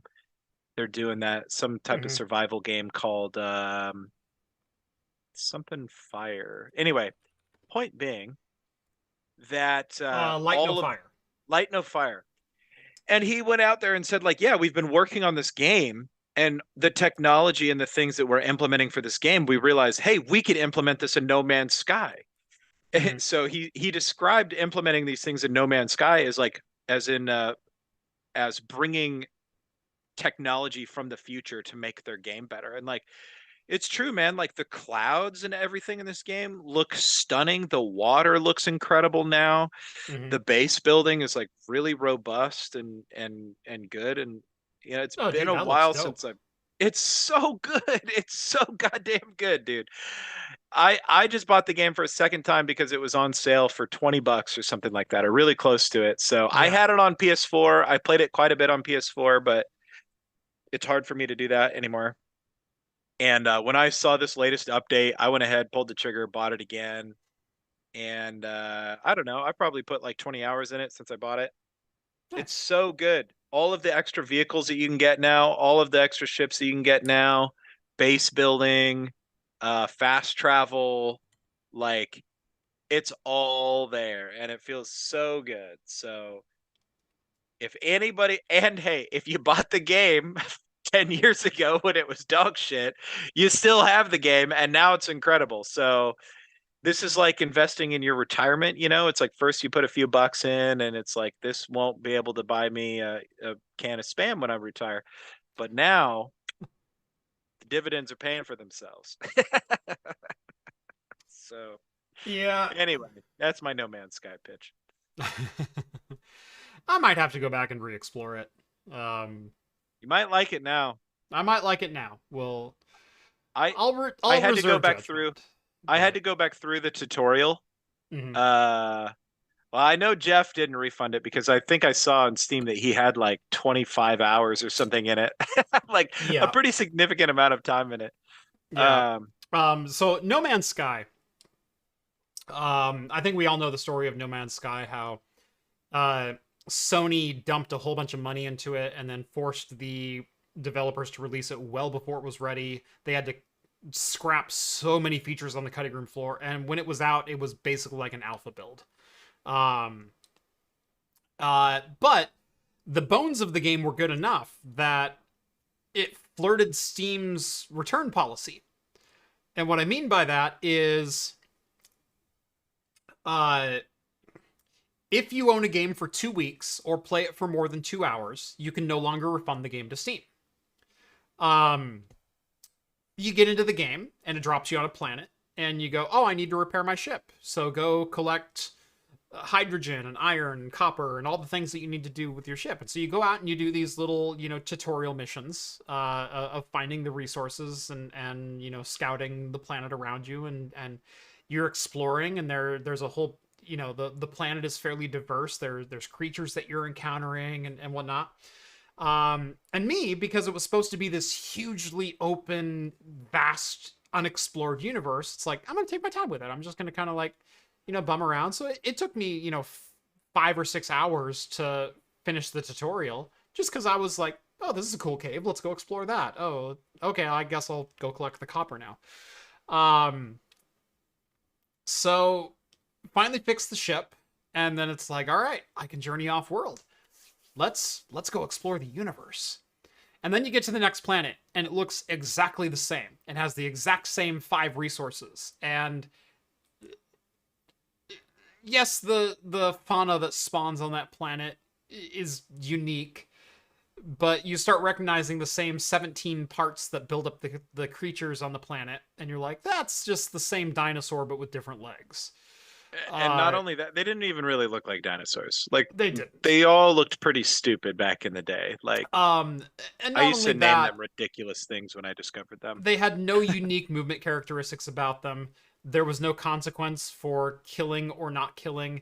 You go to a space station and there's one vendor who doesn't even talk, who just like, buy ship, buy parts, go away. And that was it. And it's like, oh, I finally got to a space station, and oh, there's a ship coming in. That looks really cool. And then the ship takes off, and you're alone in a hangar, and there's one other room, and there's a vendor that doesn't talk, doesn't give you any missions, doesn't tell you about the story, doesn't do anything else. I was 13 hours into that game before I realized this is as deep as this game is. Yeah. Now, to its credit, it took that long to get to the point where it's like, oh, it's just the same 5 basic planet types. They're not they're procedurally generated, but they're procedurally generated, where they're not generated random on your particular box. So your planet exists on everyone else's planet. It's just you're probably the only one to ever visit your planet, algorithmically. There's no missions, there's no NPCs, there's very few characters, there's very few interactions with anyone. When you're flying in space, you're just constantly flying through an asteroid field, no matter where you are in space. Now the best part is none of that is true anymore. Not a single thing that you've said is true about the game anymore. And I think it's pretty cool. I think it shows like quite a bit of integrity, because they could have just like taken their bag from all their sales and all the things like this that people were excited about back in the day. And they could have just never made a game again and been like, well, we screwed up, but here we got our money. We're good, right. Yeah, I don't know. I kind of wish that I would have played it a little bit more over the years, just to see the evolution a little bit more gradually. It is absolutely night and day difference. Yeah. And I played the original quite a bit. I wasn't as unhappy with it as other people was. And I've said this on the show before, and I think it's just because I think I understood a little bit more about the over promises and things. I think I just, I had a clear idea that I wasn't buying the game that was being advertised. Mm-hmm. And so I had a pretty good time for a little bit. But yeah, then I just kind of washed away from it. But now there's so much more content, and there are missions, and there are quests, and there's like definitely more of like a main storyline, and there are lots of people on the space stations, and there's lots of extra ships around, and lots of extra things to uncover and discover. And the base building alone is cool. I mean, you can get a freaking mech robot and like pilot that around. You have me sold. I am such a Mech Warrior fan. Dude, it's dope. And you can like domesticate like bird creatures and like fly them around your planet and stuff. Like, yeah.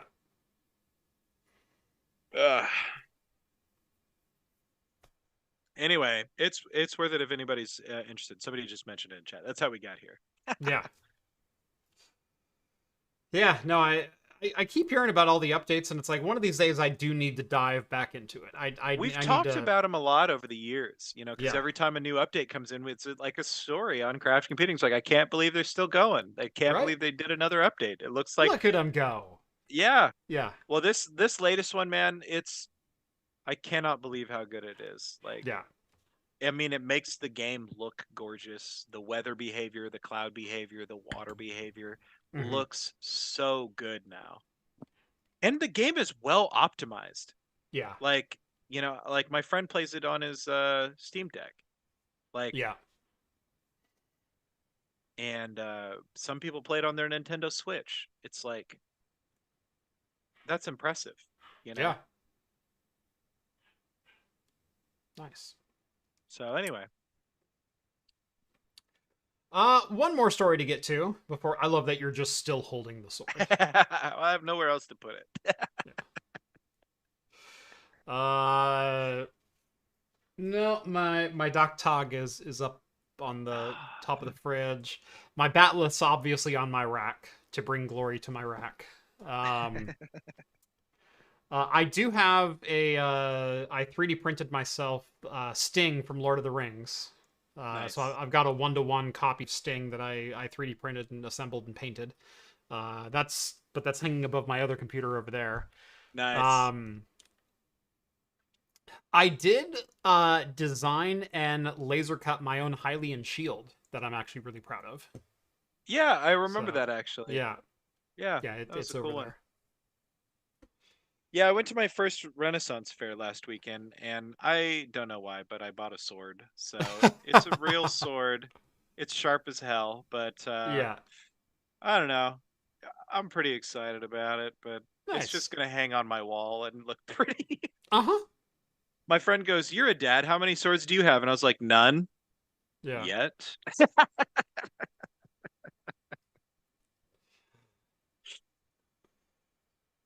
I love the idea of uh eventually setting up like a bunch of fantasy swords, like Yeah, have the sword that cut the ring and Sting and a master sword and a couple lightsaber hilts and all the different swords that I grew up with enjoying yeah, yeah. just hanging on the wall. I think that'd be really cool. That would be cool. All right, one more story you said. One more story.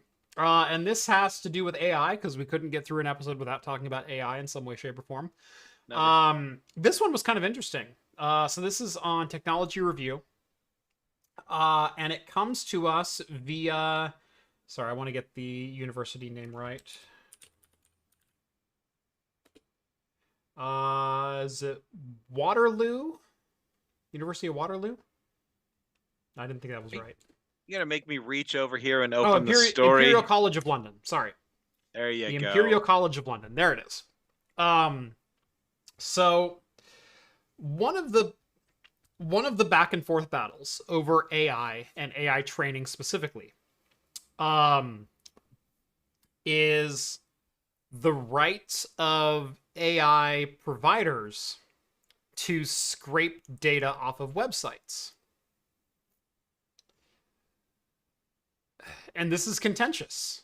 Um, and it's an interesting conversation to have. We've had this conversation before of if you post something publicly, do you get to control that thing publicly anymore? Do you get to control who reads that thing? And to me, the answer is no. That once you say, hey, this is up for your viewing pleasure, you don't get to control who views it and who doesn't. Um, and I did a whole video on AI generated artwork and photography and training algorithms on that. And if you no one's ever been sued for painting like Picasso. The only reason we are considering banning AI algorithms from learning how to paint like Picasso is because it's a computer doing it, not a human. but they are still learning the exact same way. They are taking inspiration and style techniques and learning from artists that have come before and replicating those styles to whatever extent, whether it's a direct copy or whether it's inspired by. It's literally the same way your brain works. But there's been some interesting things as far as AI training goes that have been defenses for assimilation into AI networks. We've talked before about poison pills that have been integrated in as like essentially watermarks into digital images, where uploading an image with this digital watermark poison pill will corrupt that image if it ever tries to reproduce it, which is kind of a neat trick. This one is a little bit different. This is essentially, so we're going to talk about copyright traps. That is the official term for this as a defense. So let's say I have a blog and I post that blog online, and it's a highly technical blog with a whole bunch of details, and it's grammatically and technically accurate, and an AI comes and scrapes that data and feeds it into their algorithm, and now my information is available to anyone who wants to replicate it. Imperial College of London has been developing what they call copyright traps. And that is pieces of hidden text embedded into a web page that, when that web page is scraped, adds thousands of lines of incomprehensible mumbo jumbo, to put it mildly. Where is the quotation? Hold on. Here we go. To create the traps, the team used a word generator to create thousands of synthetic sentences. These sentences are long and full of gibberish and could look something like this. So what they're doing is they're taking your article and then either hidden in the article, like white text on a white background, or just embedded in the source but not shown. Nice.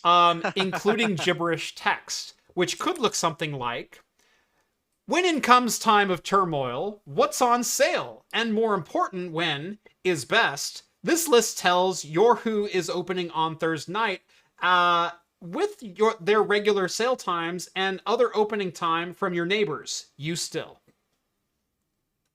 This is like the trick of when job applications used to use a matrix. And so you would copy the keywords from the job requirements. Yes. And put them as tiny white text on your resume Mm-hmm. that a person couldn't see, but then the matrix captures it. Right.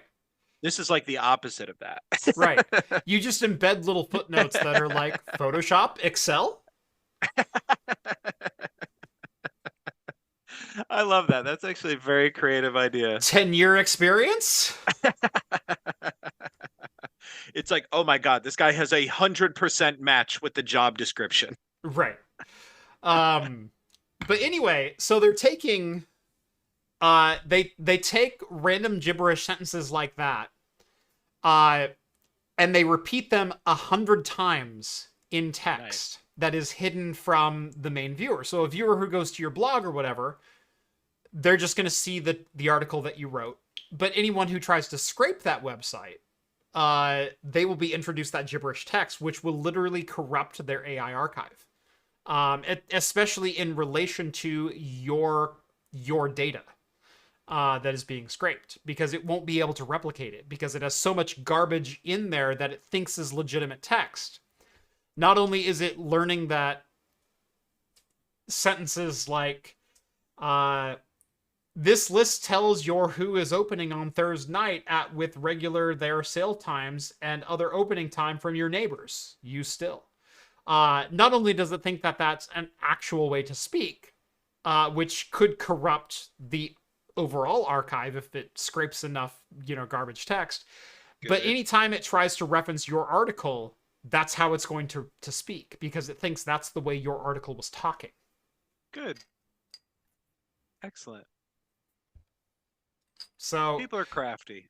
very crafty. It's an interesting defense mechanism that doesn't take a lot of extra work, of extra data. It certainly is invisible to the end user, and maybe a kilobyte or two of extra strings on the end of a website. Yeah. So it's inconsequential overall. Yeah. Interesting. Oh, I'm glad that personally, it's no secret. I've been unimpressed and unenthused so much by AI, Mm-hmm. and I feel like any kind of like, I don't know, not positive like reference to it or whatever. I just feel like it's all kind of like there's no good faith arguments to be had about it at this point anymore. And I'm not saying that it's all bad or that it's evil or anything like this. Like Mm-hmm. perhaps someday a positive use case will come out of it, but like the overwhelming response from the people whose work feeds these things has been negative. Mm-hmm. And that should just be enough, that it's like if you were like a jazz musician and you didn't want somebody to come to your show and record you playing, like you could just like not play. But that's a lot more difficult when your music is like up on SoundCloud or whatever, it's like, Right. which unfortunately is the way that we've been forced to exist online, Well, so there's really no other way to exist online. right, and I'm not like some Luddite who thinks that technology shouldn't advance or whatever, but I'm glad that the defenses, the resistances are like catching up, you Yeah. know. Like this is a fun one. This makes me happy. Yeah. Um yeah, it's an interesting um it's an interesting moral and social dilemma that's in front of us. And I see both sides plain as day. As an artist, as a musician, I certainly don't want things that I've created taken out of my hands and reproduced for profit on without my consent. Like that's not cool. But at the same time, if I've uploaded a clip of me playing music, what's the difference between me inspiring someone to the whole reason I played clarinet is because someone came to my fourth grade school and in the assembly they were demoing all the different instruments. And the clarinets played Star Wars. Yeah. Well, the Suddenly I'm a difference is clarinet is player. that the difference is that like you didn't have like a tape recorder in the back of the room like recording it. And if you did, they could have told you to like screw off. They could have told you directly. They could have like moved you out of the thing and been like, "Hey man, we licensed this John Williams music. You can't record this." But I didn't record it, but the playback of it made an impression on me Yeah, and for made me go sure. learn to play clarinet. But an impression is like not the same thing, It's like Isn't it? not really. Like what is all the AI is taking from people's work online an impression, or is it taking its work and then pretending that it's only an impression? How do you get an impression out of it without taking the whole thing if you're just a generative AI model? And And I'm not there's the moral dilemma. right. And I'm not trying to like make the case that this technology might not mature, but a big difference between doing comedy or doing music or whatever is like when people stand in the back with a camera or a recorder, you can call them out. You can resist. You can say something to their face. You can ask for security to move them out. You Mm-hmm. can do any number of things that shows that you're an unwilling participant in this and still continue to play Right. and perform. Yeah. I yeah, it's a mess. I mean, I don't know. I put stuff out there full well knowing that AI is going to have its way with it. There's no helping that, but I also don't make my living from it either. So I'm pretty fortunate in that way. Yeah. Yeah. I've been pretty vocal. I am definitely a proponent of AI as a tool set for creators. Um, Well, it makes sense for like little people. You know what I mean? I've seen little yeah. people like us put it to good use, I but we mean, aren't the ones that. we were talking about, the call for Skywind, and let's get 500 voice actors to provide lines to this. There is something to be said about, if you're simply asking for volunteers, why not just generate 500 characters? Yeah, I mean, and that's true. But in this case, I think that like a lot of the modding community recognizes the potential for like a portfolio builder too.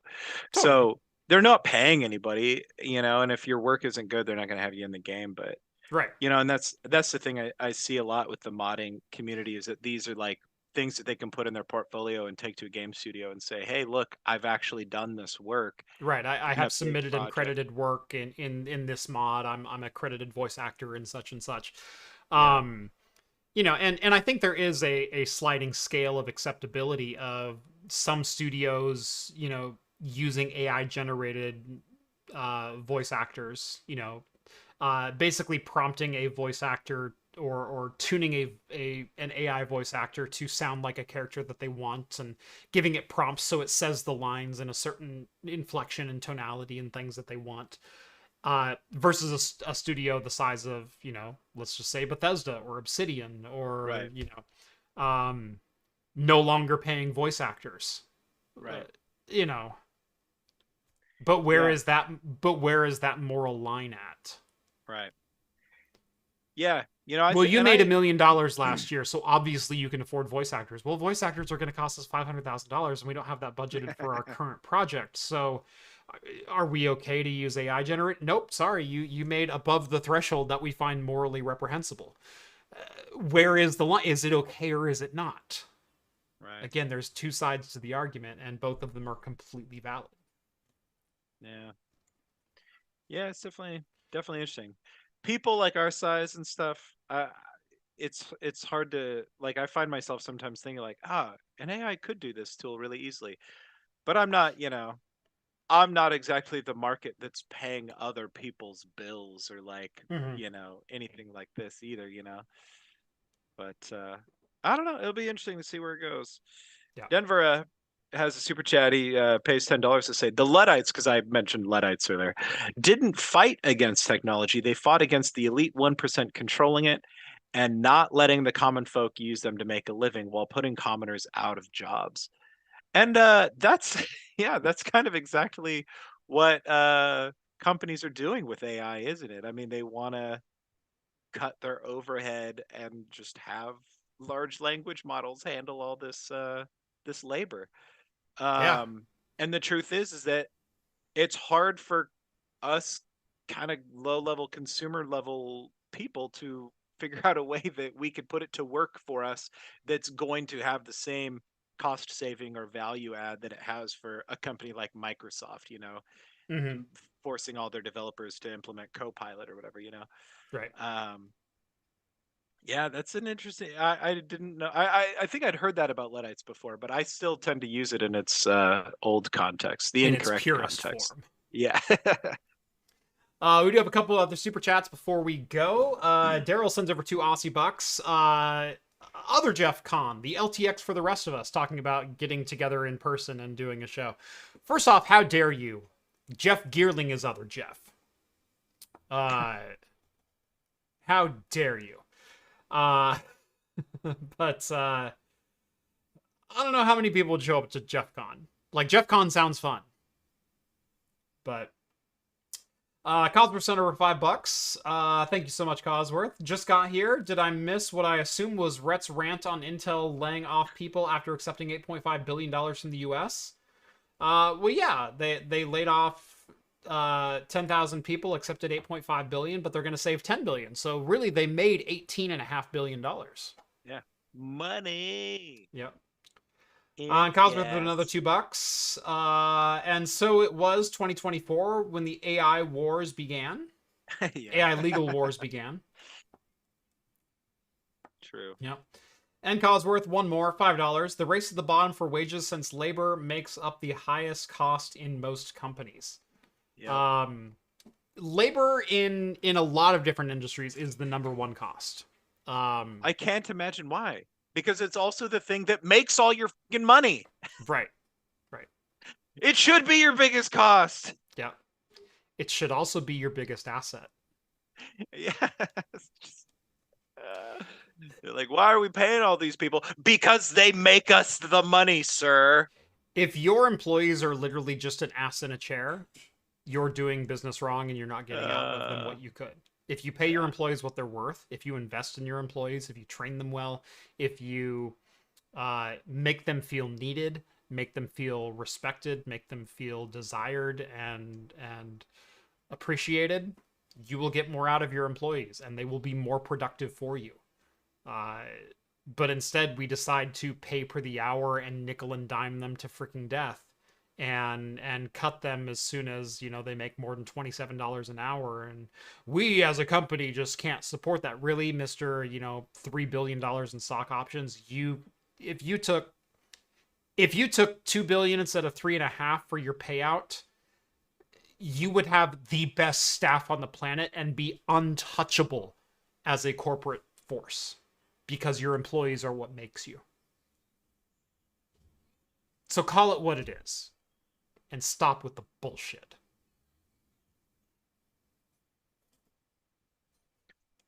Well, with that, can't imagine a better note to go out on than that one. Yep.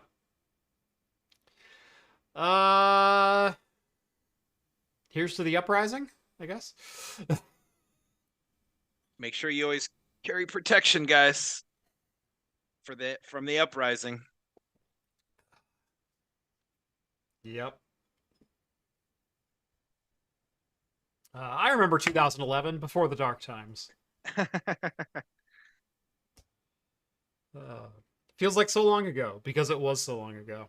Anyway, thank you all so much for watching. This has been episode 345 of Talking Heads. Join us every Wednesday night at 6 p.m. Pacific time for the latest in beer and tech news, or join us on the podcast forum over on Spotify or wherever your favorite podcasts are found. Drop the video a like, subscribe to Craft Computing if you haven't done so already. Follow us on the social medias. I'm at Craft Computing. He is at Rett is Awesome. Join the Patreon. Get access to the Discord server, chat with us throughout the week, and join the awesome community that hangs out over there. Rett, anything good of the order before we close? Nothing too big. You guys can follow all the work that I'm doing. See my updates, you know, at rettisawesome.com or retts.rent. I've got my live stream with my podcast In at the End coming up tomorrow night over at twitch.tv/In at the End, or however that works. We're going to be playing some small games, maybe Morkborg, if anybody's familiar with that. Otherwise, I'll be here every other Wednesday, rather. Sweet. Shouldn't it be Retts.mortgage now? Yeah, it should be. It should be. Rett's rent just flowed better. I don't think they have a .mortgage. Maybe that's why I went with .rent. Yeah. Yeah, like, no, we've updated since the domain was registered. Anyway, as always, I'm Jeff. This has been a show. Thank you all so much for watching. And as always, we will see you next week. Every week you try this. Every week you... Yeah, we're just going to chat and talk until the voices fade out.